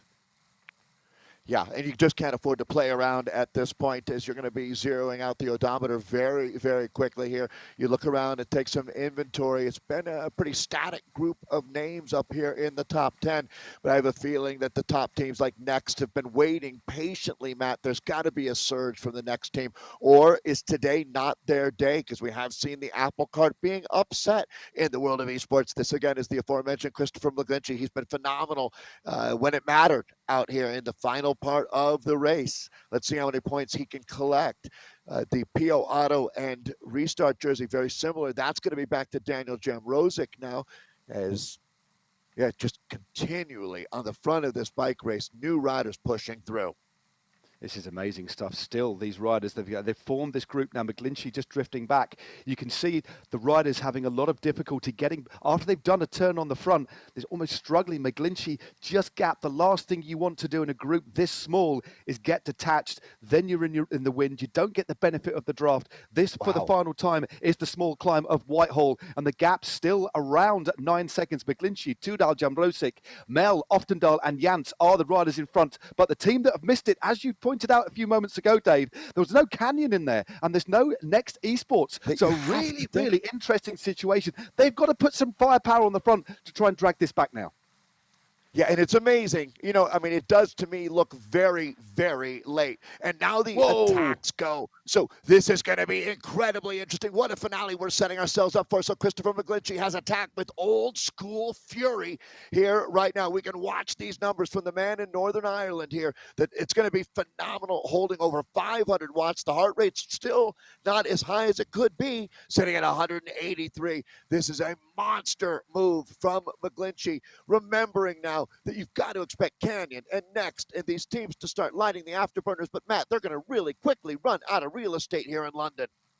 Well, then they're moving further back. It was 9 seconds. Now it's 11 seconds. What a ride it is from this Irish rider wearing the most unaerodynamic cap. But I tell you what, it's not making much difference at all because he's got 6 seconds over Mel, Jantz, Bouchard, Oftendal, and Jambrosic. A further 12 seconds back to the peloton who are falling away. Wow. We've got about 1,400 meters to go. Get on the apps. Give this rider a ride on. This has been absolutely sensational stuff. Round 2 of season 2 of the 2021-2022 season. season is on fire, and Chris McGlinchey has 5 seconds with around 1,300 metres to go, Dave.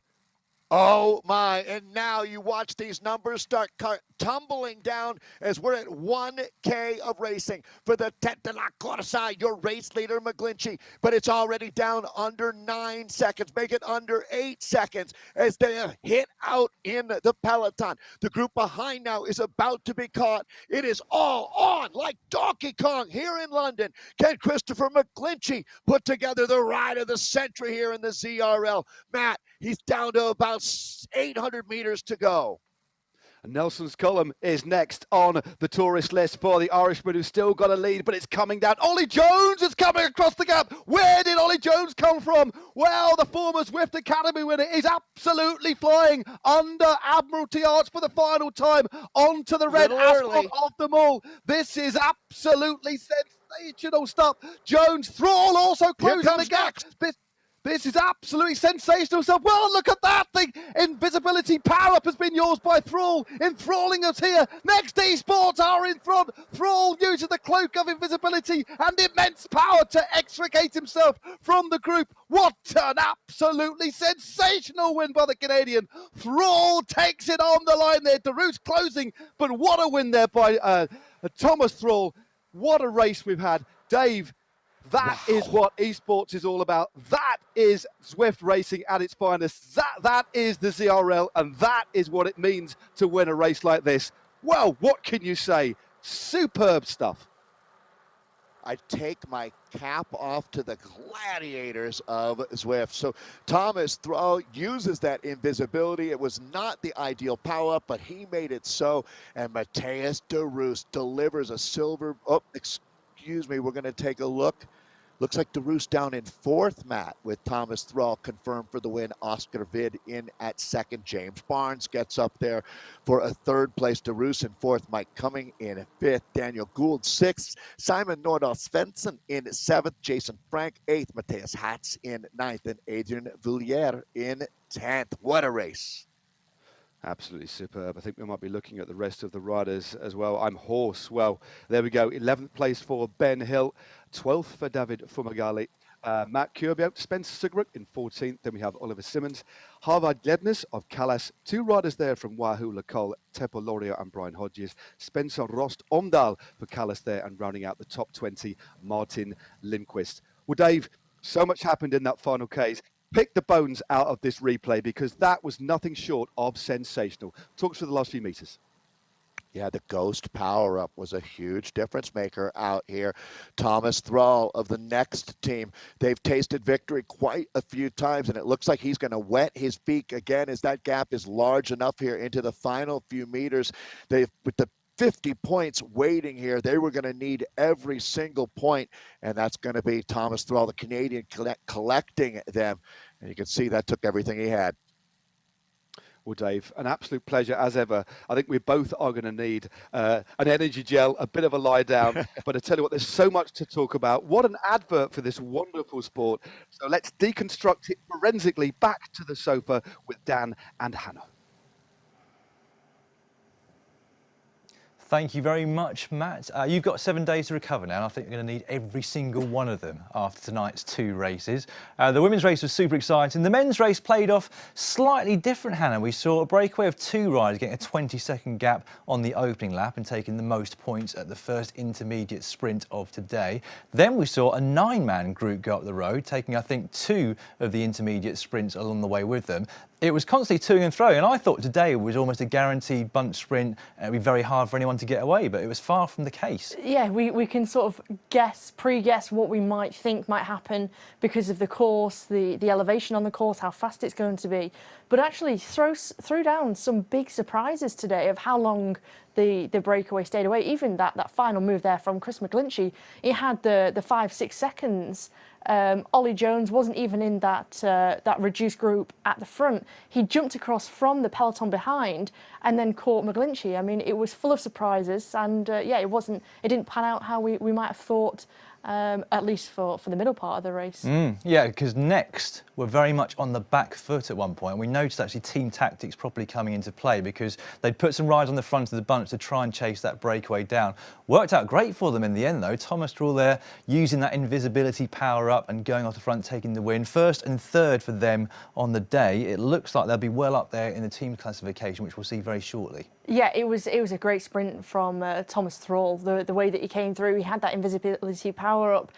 He might have hoped for the aero. He made the best of the situation, but it did allow him to get away from the peloton with nobody knowing as he went down onto the mile. So really impressive, and the speed that he came past Ollie Jones with was so impressive. Must be disappointing coming second to somebody that's invisible, though, mustn't it? You only find out after the line.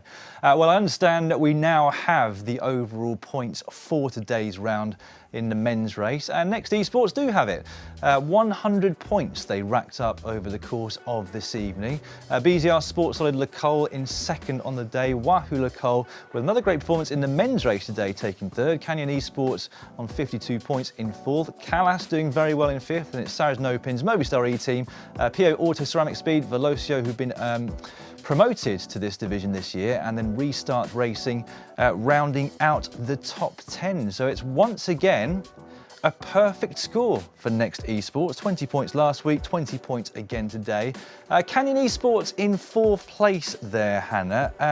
Do you think they'll be disappointed with that tonight? Because they were falling very well, particularly with Vujasin at the intermediate sprints there, just didn't quite have it at the finish. I think they will be, especially the strong position they were in before they got to that point, how strong Ollie Jones was looking going into that final on the mile. They will be, I think, just, slightly disappointed with how it panned out in the end. That's, points that you've got to try and make up and find at some other point in the series, Dan. Well, this is the series standings you're seeing right now. 40 points Next Esports, as I said, have racked up. That leaves them 4 points clear of both Canyon Esports and the BZR team. Another 2 points further back to Callas in fourth. Wahoo Lecole, not sure what they're having for breakfast these days, but I want some. They're in fifth place on 32 points. Movistar and Saris and Restart Racing rounding out the top 8, but they're all very close together. Well, what can you say, really, about Next Esports? They've been dominating this series, and of course they dominated the last series as well. What is it that they do that the others can't? I think it's their patience as well. At one point, they just have that moment to have a breather, get a bit of respite, while some of the teams are sort of firing riders off the front into breakaways, into solo breakaways. I don't know whether it's that patience, their teamwork, their tactics as well. I don't know. I want to know, though. I would love to be a fly on the wall. It does feel like they place a lot of importance on the finish line, which I know sounds obvious because that's where the most points are. But if I look down at the intermediate points that are written down here, they didn't really figure too much. They won sprint number 2 with Nicky Hoog. I think that was when the breakaway was still away. But apart from that, they didn't rack up a huge number of points at the intermediate sprints, but they just got lots of their riders up there at the finish. You start a race and you've only got so many matches to burn. And if you keep making these small surges of power, these increases of speed, and you're trying to follow all the moves, all the attacks, you're just eating into those matches. And by the time you get to the end of the race, you don't have as much left in your box as you potentially could have. And I think that's something that Next Esports do. They have that power, they still have the energy, they still have the legs. Have you just described Lennart Turgles? Perhaps I might have. Well, I mean, he was just like a Duracell bunny today, but did run out of energy, unfortunately, towards the end, it seems. But perhaps that's what he needs to do. He maybe hasn't got the sprint at the end to compete with some of these faster, more powerful riders, but he can keep going and going and going and try to force groups clear. Important that you're putting yourself into a winning move, into an opportunity where you could win from. And like you say, if he doesn't have the best sprint, he's doing what he's best at. He's hoping that at some point you will find that the elastic snaps and he will gain a considerable amount of time. He's done it before. We've seen that in the last series when he won into Yorkshire. It did pay off, and I think he's just willing and hoping and trying that he can do the same again. Yeah, he got caught on the line one time. I think the sprint that we just saw, he took third place there, fourth the next time through. But another great ride again by BZR. They are very consistent, aren't they? That's the name of the game, isn't it, here in the ZRL Premier Division? You want to be consistent, you want to make sure that you're picking up points consistently throughout the race, but making sure that week in, week out, you are consistent to keep yourself high in the team overall classification and in those standings. Well, nobody is more consistent than the team that's currently leading the overall standings, the Next Racing team. And we can now speak to the winner of the individual part of this evening. Of course, they won the teams as well. Thomas, congratulations. Well timed and a nice power up that you had at the end there.